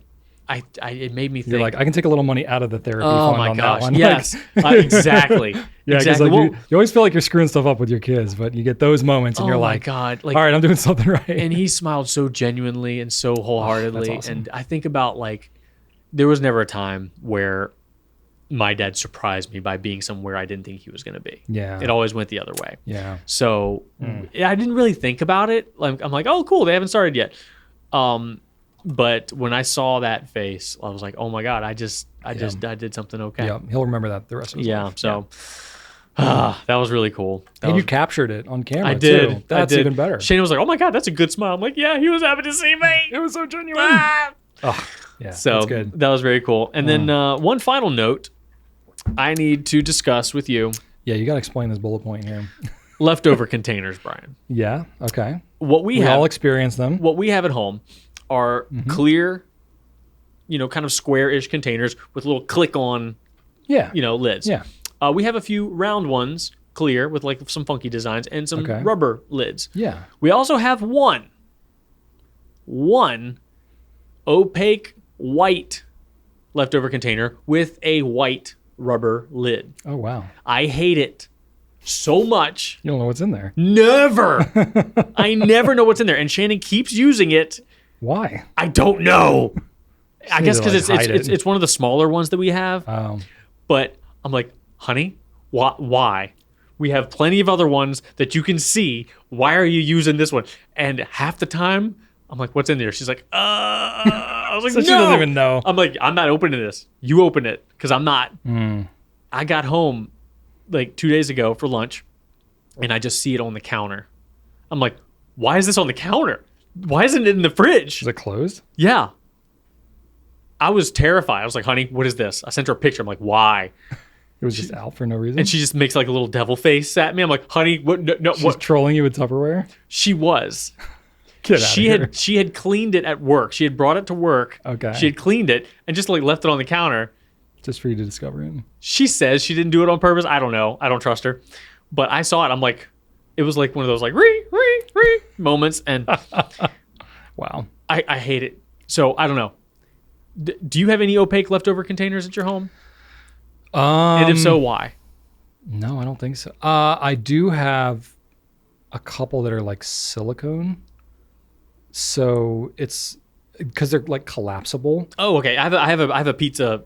I have a pizza shaped one. So I have that, but Collapsible. I think it's got like a translucent lid. Yeah. So you can't really probably tell in detail what's in there, but you can tell like if there is something in there. But we almost never use them either. Yeah. Because they're too floppy. I can't deal with silicone. One day that thing's going to disappear. It's just going to disappear. You can make that happen anytime. I don't want it to have to come to that. You could repurpose it. You don't have to like trash it. You know? I think it would make me feel good if I did, though. It'd be cathartic. Just with... You just need to like melt it or oh do my like... God. So yeah, that thing... Smash it with a hammer. Oh, That'd be please. satisfying. It's so scary. If I see it in the fridge, I'm like, oh my God, why? Oh, interesting. And it's never something good. It's Yeah. never something good. I like the clear ones because then you can see when it starts growing stuff on it. and Yeah, how horrific or it you can looks. just be reminded, like, oh, hey, I don't, do I have something at home? Do I have something to eat? Like, oh, whoa, she's going out. Hey, do you have Archer? Can you and Archer scrounge? Y'all good for dinner? I'm like, yeah, we have that thing. I remember I saw that in the fridge. You don't know what's in there, Yeah, I remember when I was a kid, we didn't have any clear Tupperware. It was all like solid stuff. right? I don't remember as a kid ever opening up any of those containers. No, They were like invisible to me. I would look in the fridge, and if I couldn't see the food, it was just like background noise. those were the dark times. Yeah. We have advanced past the times where we have to use This is a better time. orange and yellow Rubbermaid, Oh, yeah. Tupperware Like containers. avocado green. We're in a better place now. Let us move past opaque leftover containers Yeah. into the promised land of clear glass that's Oh, easier I'm to into it. clean. And come on, y'all. I'm into that. All right, we'll leave it at that. I need to share my. You're all fired up about It's so upsetting. containers. It's so upsetting. Yeah. But I'm gonna be brave. Yeah. You hang in there, Drew. Thank you. You hang in there. I can do it. You're not alone in this. I think many of us have those same feelings. All right. Well, I mentioned last week that Rachel's birthday was coming up and that I was working on a Secret project. project. You were. So now the project has been delivered, so I can talk about it now. So I'm not sure how much I talked about it already. You didn't say anything. Into last week. You said I'm doing something. Well, so the lead up to this. So my birthday is before Rachel's. I got like a 2.5 week lead on her, which in some ways I kind of like because then she has to do something for me or give me something, which then kind of gives me a gauge for like how much I need to do. That's nice. And we've been talking about this because 40 was a big one. We're going to a concert together later this summer. Oh, yeah. And so like, that's really our gift to each other. So we went back and forth. We were like, do we want to do a party? Do we want to do a thing? And we don't. We just, she's not social. We didn't want to do a get together and all coordinate, which I'm glad because the last couple of weeks has been bananas in our life. So what she ended up doing for me was she reached out to like a whole bunch of different people in my life and got them to write me something. And then she like put it all together in a book and gave it to me. It wasn't like super fancy or anything, but it was not expected at all. And, words of affirmation is not like my peak thing. I'm an acts of service guy, but the acts of service that she did to put together these words of affirmation was very thoughtful. I was not expecting it. And I didn't like take my birthday off. I worked a full day. We shot a pencast. I went home. We had my parents over. Like, I didn't have any downtime that day. So she gave it to me and I was like very, very touched. So it meant a lot. And I was like, oh crap. Cause I had not planned anything yet for her birthday. So I was like, okay. And she even disclaimed, she was like, you do not have to do anything for me. She's like, I just felt inspired to do this, and that kind of a thing. So I was like, okay. So she is words of affirmation. So something like that is like, oh man, that would be amazing for her. I was like, well, I could literally just do the same thing for her, but then that really feels like, here, honey, like I didn't really put a lot of thought into this. I mean, it would still be work. She would still appreciate it. But I was trying to think, but like, I was like, dang it, man, that's like such a good thing, like a gift for her that would be great. So I was trying to think like, okay, what spin could I put on it? Because like, scheduling and coordinating and reaching out to a whole bunch of people is not like my number one best thing that I'm good at, and compiling all that together. So I was like, I mean, that is cool. I think she would like that. But I was like, I'm a little more multimedia. So I was like, is there like a picture-based or a video-based thing that I could put together? So I sort of like built upon her idea. So originally it was like, well, I could reach out to some people in her life. Everybody's got a cell phone now. They can just easily shoot something. So I came up with a couple of prompts and I just reached out to some people. I didn't go super wide with it. I tried to go like more immediate family and stuff like that. And I reached out, and so I got that going, and it even worked out because like Rachel's sister actually has a background in video production. So I immediately reached out to her and I was like, hey, I've got this idea. I'm looking to do this. And she was like, oh my gosh, that's amazing. She will love that. How can I help? So she was able to help and be like a little bit of an ideator and that kind of a thing. But then she was like, originally what I was going to do was just like get the video messages from everybody. And some of the prompts I had were like, what were some of your favorite memories of her? That kind of a thing. So I was thinking like, as people mention stuff, maybe I could find some like pictures or video to like kind of couple along with it. And that would be the whole thing. But what ended up happening is like her sister reached out and she was like, oh my gosh, like we have she a couple of years ago had digitized all of their home video footage from their childhood. And so she was like, I could go through and get like some of the most meaningful like family memories and cut all those out. And I was like, oh man, that would be awesome. So she did that. And I was like, oh, this is great. Just like in its own right. Cause it would like, I was able to see like kind of chronologically, how that was kind of cut together. And I was like, oh man, we have so much video footage of like our wedding and our kids and as they're growing up and kind of stuff. So it ended up, it was like, as the idea was ballooning, I was kind of like, oh man, this is a huge project. But I had like a solid 2 weeks to do it. As it turns out, we had like a lot of people missing at work and we were covering for all different stuff. It was a total bananas time. But at that point, I'd like already committed to doing the project. And I was like, okay, this is going to be a lot. But not only would it be great for her, but also like, I mean, I don't know how you feel, but it's like, how many like pictures and video have you shot in your life of like your family, your kid, your kid? And it's just like, you'll stumble across stuff or something will pop up on Facebook or whatever. And you're like, oh yeah, I remember that. But like, how often are you like thoughtfully putting together like a compilation project? You got to like, it's a big endeavor, especially going through a ton of footage. But you can appreciate because you do video stuff. And I know you do like vacation footage and stuff like that, which is like, if you don't do that, like right away, like it's really hard to come back to that and cut it together. I'm just waiting for it to be able to afford a computer and then I'm going to jump on it. Right. The great thing though is like since you have to pay for the Adobe suite these days. Yeah. You're like, okay, $50 a month for Premiere and everything. You're like, I'm going to get this done in a month. I'm going to get it pounded out. Yeah, exactly. So as the project started to take shape, I'd already reached out to some people and like to get the video message. But then as I was combing through the old footage, I was like, I literally have video footage like of her entire life. And I was like, oh my gosh, she would not be expecting that at all. The whole thing. And I was just like, this would be amazing. And I was like, oh, this is so much. So her sister helped me go through all of like their footage growing the up. old stuff. Yeah, because there's stuff that like we've referenced and watched, and there's memories that you talk about and stuff like that. So I was able to get all that together, and then I basically had to go through like a whole, not all the footage, but like a whole lot of the video footage of like our kids and all this kind of stuff, and it was so much footage. Oh my gosh, we have so much footage. I remember you telling me that you had a ton of footage that you haven't like transferred out of raw format back in the garage. Oh yeah. Like 13 years ago, you told me you had a lot of stuff. I went through all that stuff. Yeah. Like I went through all that. And that was more than a decade ago. Oh yeah. I can't imagine how much you have now. Like hundreds of hours. Like I'm not joking. Wow. Like so much footage, especially like once everybody got smartphones. Yeah. And now it's like a lot of that. I was like, I can't even go through that so much. So, basically I ended up spending 2 weeks of every waking spare minute that I had. Oh my God. And like, I really was like cutting into my sleep, and I was getting a bit lunatic. I kind of crashed over the weekend because I'd just been burning the candle on like all sides. And she didn't, how did you get time away to do this? So I knew that the project of this magnitude, I was like, there's no way I'm going to be able to like hide that I'm doing it. I would have had to spread it out over a year to make that happen. And I waited until 2 weeks before. So I told her, I was like, okay, I'm working on something for your birthday.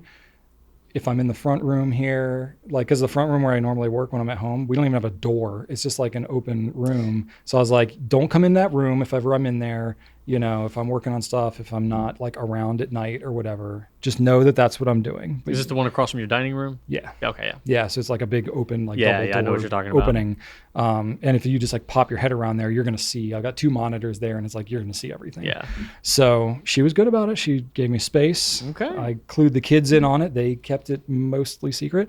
But yeah, I like shot extra footage, and I even like, we had like our wedding video. We didn't hire a videographer. We got married in 2006. Yeah. So like digital technology was like newer at that time. So our photographers that were taking pictures did some video.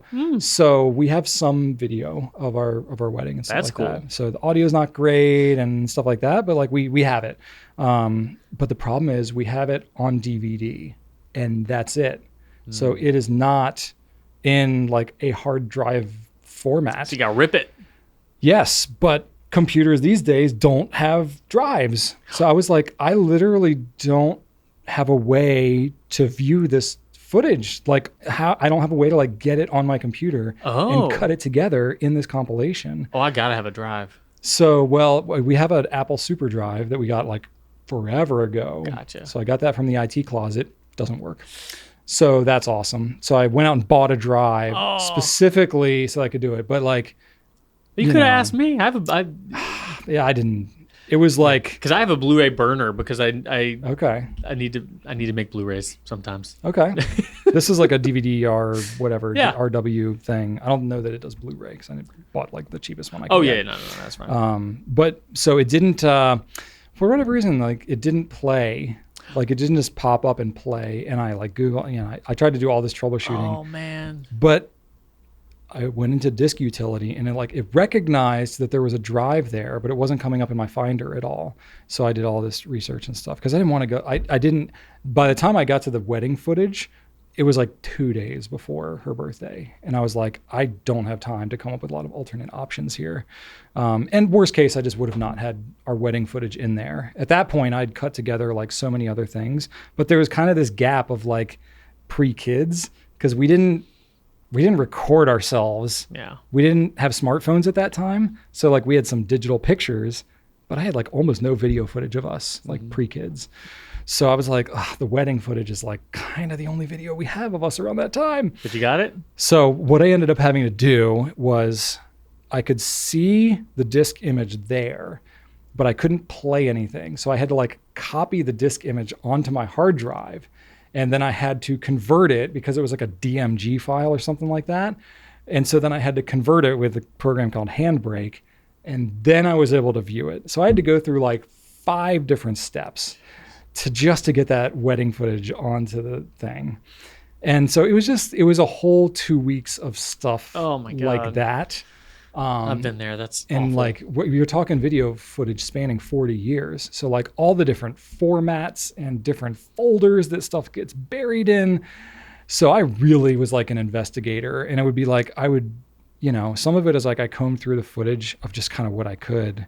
But some of it too is like, there's like specific memories that we talk about all the time that like, I need to find that footage.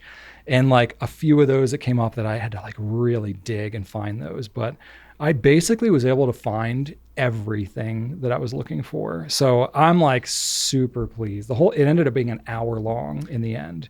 It was like 40 minutes of footage of her life and our kids, and then like 20 minutes of interview, kind of stuff. And yeah, she was not expecting it at all. So like her actual birthday, what ended up happening, it was our half day that we had. So it was already kind of a half day. The weather was beautiful. She had like already scheduled like a massage for herself that afternoon. So basically like I worked from home that morning. We were able to spend some time together. And then, I had the half day in the afternoon. She was originally going to drive out and do the massage, on her own. But I was like, why don't I go with you? And you can have company, and then I'll just go find something to do while she gets her massage. So that's what I did. I went shopping for a bow, like an archery bow, just to check them out because my father-in-law is into it and he would like to have a buddy doing it. Turns out my arms are too long for conventional bows. So my draw length, it's supposed to be, there's some like formula that you're supposed to use to be able to do it. My arms are so long that like I basically need to go to like a specialist or like special order a bow because the draw length exceed the draw length. So I was like, I'm not going to spend money on a bow that's like not quite the size that I need. Can you just pull your arm back less? I mean, technically you can, but like when you're doing like proper archery, you're supposed to be able to like draw and like have the string and like there's a sight on the string and you have your hand, you rest it against so like if you're trying to do like more accurate stuff. So you want to go like all in. Yeah, like because he's into it. His father actually wrote a book on archery. That was like his doctoral thesis. He was a professor. So like and he doesn't have any sons. So it's like a father-in-law son bonding kind of a thing. So I was like going to explore that a little bit. But yeah, I went and just totally struck out at the stores. Or you might need to build your own. I tried that already, actually. I have a longbow that I built, but I built it out of the wrong type of wood. It technically shoots, but it's not really any good. Well, I mean, bows are hard to make. It's like a pretty advanced specialized thing. Anyway, so that was a whole thing. So I was like, okay, I'm a freak arm. That's not a surprise. I can't buy dress shirts either. So, okay, a bow. Yeah, makes sense. So, then she did her massage. And then this is how Rachel is this. So she had said like, oh, maybe you could like, because we talked about like she wanted to go out to eat for dinner, right? It's Friday night. Cool. So I was like, oh, like I'll pick the restaurant, I'll book it and all that. And, she had suggested like, oh, maybe it could be a surprise. I was like, cool, I'll make it a surprise. Well, it gets to the like morning of, and she's like not digging the surprise part. She's like, I don't know what I should wear. I don't know if I can eat, blah, blah, blah, blah. And I'm like, look, if the surprise part of it is going to be stressful, that really defeats the whole purpose. So I ended up telling her where we were going. That sounds like so Rachel. Right? Yeah. Like she liked the idea of the surprise. But, she's got some anxieties and stuff like that. And like, food and not knowing, like some of that's a little bit of a trigger. Sure. So when it got to the point where it was like feeling stressful, I was like, you know what? This is not the point. So I told her we went to Bonefish Grill, which is actually in the Carrabba's family, as a matter of fact. Went there, got some bang bang shrimp, which is like the best thing there. And that was good. The kids were fine. It was like all seafood and they're like not as into that. So I was like, whatever, but they were fine. So yeah, that was the whole thing. And then when we got back home after dinner, that's when I showed her the video and, lots of tears were shed. Nice. Many of them by me. Mission accomplished. I will say like cutting together a video project like that was so much harder than I thought it would be just emotionally because I was putting a lot of thought into it, but then I was like going back and revisiting like all these stages of life and like seeing video footage of her as a kid that I had never seen before, that her sister dug up. And so like I'm getting emotional thinking of her and seeing like our kids in her as a kid. And just like, it was like 2 weeks of that. So I was like a mess cutting that whole thing together. So as soon as I did, I collapsed basically. Saturday, I was pretty much a lump because I hadn't gotten enough sleep for one. Yeah. But then just emotionally, just like the toll that it took. But then, Oh, man. but I'm like so glad I did it. We now have that as a thing. Like, I'm like, we're going to be like old and our memories will be half shot and we'll be able to put in like these types of things and just like relive the old days. So really glad I did it, but whew, boy, was it a lot. So anyway, that was fun. What else did we do? Oh, and then Saturday, the kids had like 2 different parties to go to. My niece had her birthday and one of their friends got like his black belt in some taekwondo karate thing, whatever. So they were putting together. I didn't even go to that thing because I was like, I can't deal with all that. They don't need 2 parents for that. Right. Exactly. Did that. Then there's a couple other things. The Lego Technic stuff that I had been getting, I got it all sorted because after going through all the video stuff, I was like, I need something that requires like no emotions whatsoever. There you go. Like sorting Lego pieces. I tell you, Lego is just as brainless as you want it to be. It's cathartic. Yeah. Yeah. Yeah, absolutely. And so that felt good to get that done. And now I can like get it off the dining table. So Rachel's happy about that. Ah. Yep. And then, kids are finishing school right now. They're finishing up their SOLs. So our schedules are absolutely bananas because, exam schedules and all that kind of stuff, like next week is going to be crazy. And then my son has an 8th grade dance. He's getting like super nostalgic now because he's like, middle school is like almost over. I was like, yeah, it's like a thing. Like he's going into high school now. And this is the final run. He's very a conscientious kid. And he's like, it's really hitting him. Like his birthday this year and all that. He's like, it's all going by so fast. And I was like, buddy, it's only going to get worse. Oh, man. Anyway, he's having a great time. My kids have had a great experience with middle school so far. Way better experience than I remember having. I hope that's the case with Archer because this was the same with me. Yeah. I mean, I don't know. I can't take much credit for it, but they just have lucked out. They got good friends and, their classes have worked out. So here's hoping that keeps up. But yeah, so we're just dealing with that. And then, it'll be summertime. And he'll be driving before you know it. Oh my gosh. I mean, he'll get his learner's permit in about a year. Kids are waiting longer these days too. Yes. He's not like begging us to get it, but I'm like, you're friggin' getting this because like we need you to be able to drive yourself. Yeah. Especially because he's got a sister too. So it's like once he can drive and he can drive the 2 of them to school, we won't have to anymore. It's a good thing that Joseph's learning before Ellie, I think. Yes. Ellie she'll be more stressful to teach, I think. You probably won't be chomping at the bit as much for her to jump behind the wheel. I'm glad she'll have her older brother who's responsible as an example yes. of what to do. Will that make any difference? I don't know.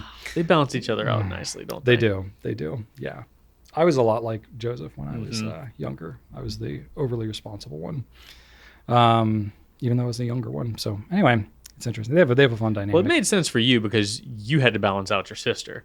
Yeah, my sister was, Joseph came first. I love my sister, but she definitely she had to learn by doing, And you learned from her doing. I learned by observing other people's mistakes. And I was like, let me not do that because then I'll avoid all that heartache. And it really worked out well for me. Yeah. But Joseph kind of preempted that. It's almost like he knew he was going to have a, wild sister that he's like, you know what? Yeah. I mean, he's pretty I think it's pretty classic for firstborn though, to you're the oldest one. You're feeling more responsible for your younger sibling. That does seem to happen more often than not. The younger one seems to be the crazy one. And my sister definitely had that, to a degree with me, but not as much for her own personal life.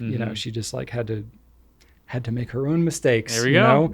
And I was someone's got to do it. I was like, let me just not make mistakes because I'll take notes. Better. I'll just sit back here and take some notes on that. Pretty much. So anyway, that's fun. So yeah, that's what I was up to last week. There we go. That's quite a bit of adventure. Yes, and I got a lot of sleep this weekend, which I'm glad. I think I needed pretty bad. I'm glad. Now I'm just back to my normal level of sleep deprivation as opposed to super deficit. And you'll get some more sleep when you inevitably crash again. Yeah, but I was as I was going through all the footage, I was like, there's so much more footage to cut together and like catalog and all that kind of stuff. But it was very much like this is once the kids are out of the house, like an empty nester type of project where it's like, I can't take anything like this on while we're still in the midst of life being what it is. So I could see getting really excited about that when the kids are like out of the house and I'm feeling kind of nostalgic and we can go back through all the old footage and do all that kind of stuff. But I did cut it all together. I don't know Premiere very well. I learned everything on like iMovie and Final Cut. But for whatever various reason, like I've been using Final Cut Pro for like forever, like over a decade, but I just wasn't like, I haven't used it in a while and it just like wasn't on my computer and it's like $300 to buy it. And I was like, I don't want to pay $300. So I was like, I didn't even have time to like sort all that out. So I just downloaded like the trial version. They have a 90-day trial. So I was like, well, I'll definitely get that done. So yep. Now it's all sorted in those, because I already had like a lot of footage sorted out in those libraries and everything. And I was like, let's just do that. But now I don't know what I'm going to do for that again, Yeah. but we'll figure it out. I feel like when I finally get a new computer, I'm going to be wanting to jump in and edit a bunch of stuff. Yeah. You got like a backlog of it. Because it's been years and my computer just can't handle it. Yeah. It is pretty demanding. I can't even handle the most recent version of Photoshop. Oh boy. Yeah. Yeah. It's not going to do so well with Premiere. Oh, I don't God. think. Yeah. No. Not so great. But I don't know. Maybe with like the cloud-based stuff, maybe it's less demanding. That did computer. help. Yeah. Yeah. That did help. Yeah. But it's still like, still work. Still can't handle it, but it will be better than when I had to do a full install. Yeah. Cool. All right. Well, that's what we're up to, and we'll go ahead and wrap it up, and yeah, we'll do that.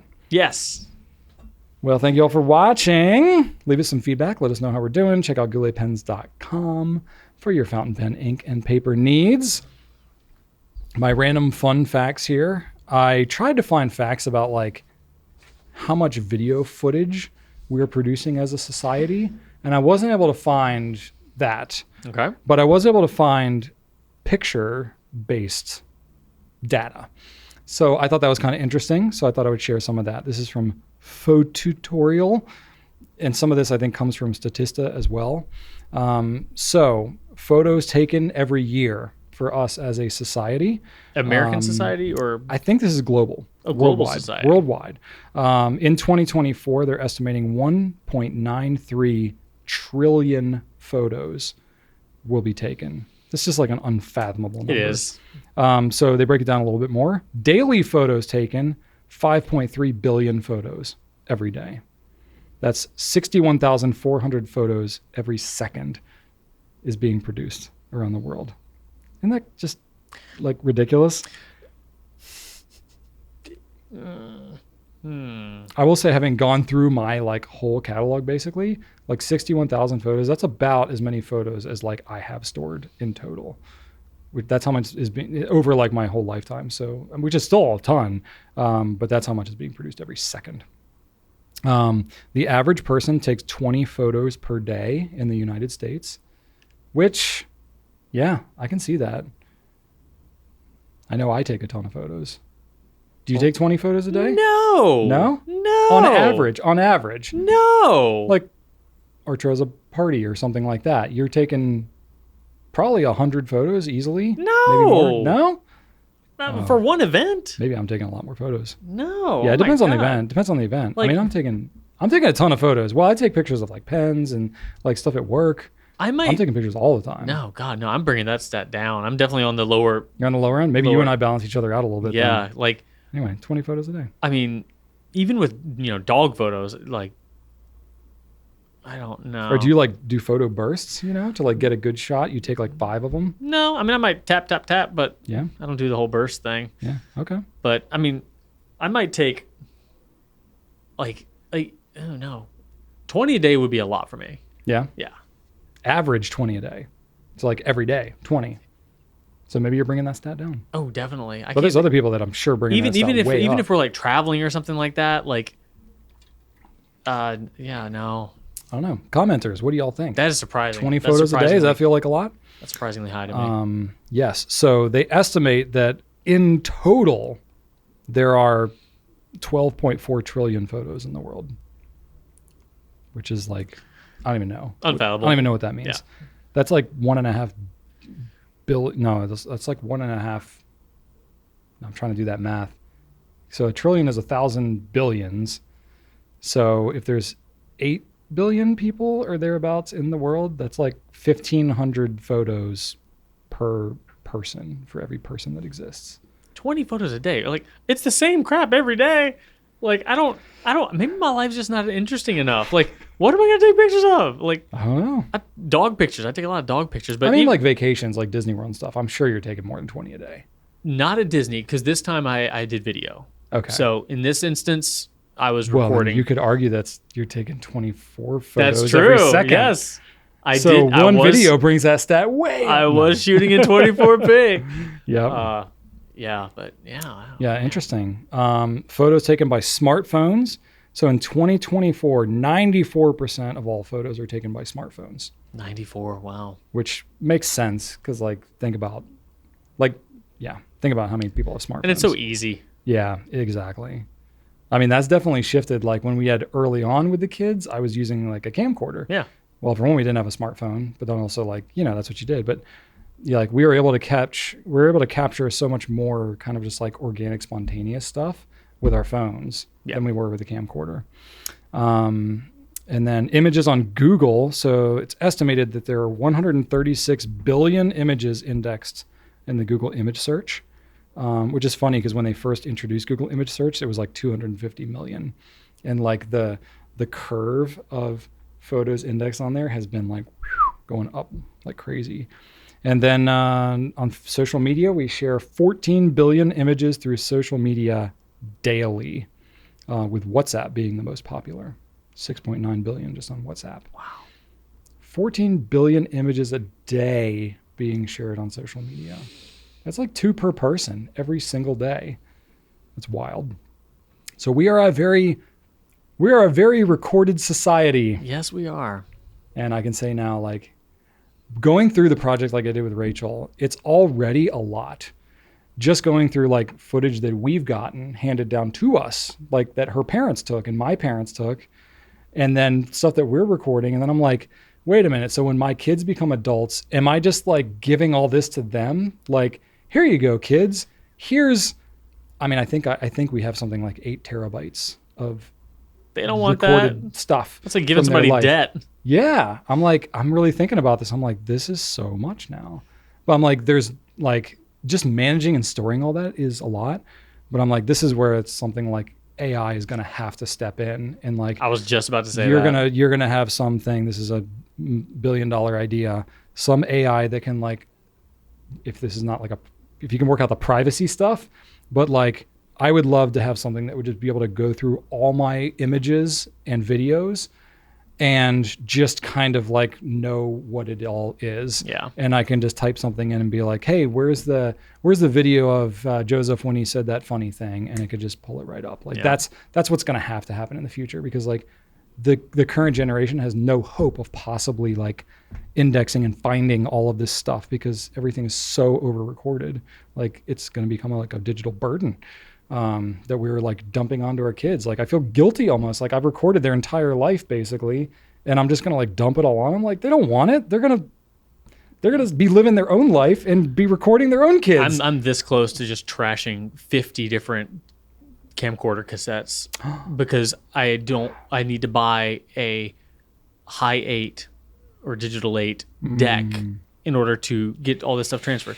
Because I'm like, I don't like, as far as you could send this stuff away, but A, it's way more expensive that way. And B, I don't know what's on here. It could be dumb high school crap that I don't want to keep. So I need a deck, but that's like $500-$600. Yeah. I'm like, I don't want to do that either. So I'm like, can you rent them? Like, can you rent a deck maybe? I don't know.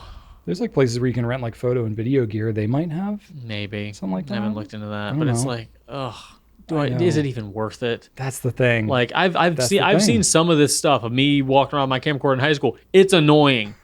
It's super freaking annoying. I'm like, I don't know if I care. Yeah. I don't. This might not be any good at all. Even if you care, like who else cares? Like, right? Is Archer ever going to care to watch that? Like, God, there might be a few funny things, but this is a thing. This is a thing that we now have to think about, because we've never, as a society, we've never really had the opportunity, honestly, to have multiple generations of like compounding record keeping Yeah. that we have to like individually be responsible for and transfer to new forms of media. Oh God, I'm exhausted just like thinking I about have it. all VHS tapes of my childhood, which is cool that I have that stuff, but it's like I don't have a VHS player, so I got to figure out how to get all that converted. And same kind of thing is like I don't know if any of that's worth keeping. You can go to the library. Oh, okay. But like getting it converted to like For free, yeah. for free, really? They'll convert that to like a digital form? You can do it yourself. Hot dang. Okay, well there you go. But I got like I don't know 40 VHS tapes. Like That's a lot. it's going to be like a summer-long project of going to the library. It's like, ugh, Yeah. is that, I don't know. These are the things. So anyway, Yeah. curious I what just y'all did think all of about our I just did all of our Christmas videos. So for me it took that. Okay. I visited like twice and I was able to get everything Yeah. in because those were shorter videos. Yeah. You're talking about like full hour-long VHS cassettes? Yeah, and I don't know what's on what tape because Yeah. it's just like home movies #2 or like home man. movies 1987, and I'm like, Bring some snacks. who remembers what video? Yeah, who remembers what's on which video? And it's like it's mostly like relatives that aren't even here anymore. But I'm like, well, they're like not recorded anywhere else. This is like the only thing where their memory even exists. Those things are deteriorating daily. I know. I think about that. Like, so it's like if I'm gonna, I saw actual, and mine have all been kept out of the attic, just upstairs in our guest room, and I Yeah. still saw some mold on the on the reels. crap. Yeah. Okay. Anyway, yay, record keeping.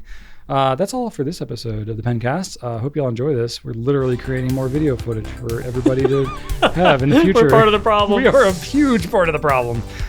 Anyway, thanks for watching and giving us a reason to do this. Right on. Yes. Record on.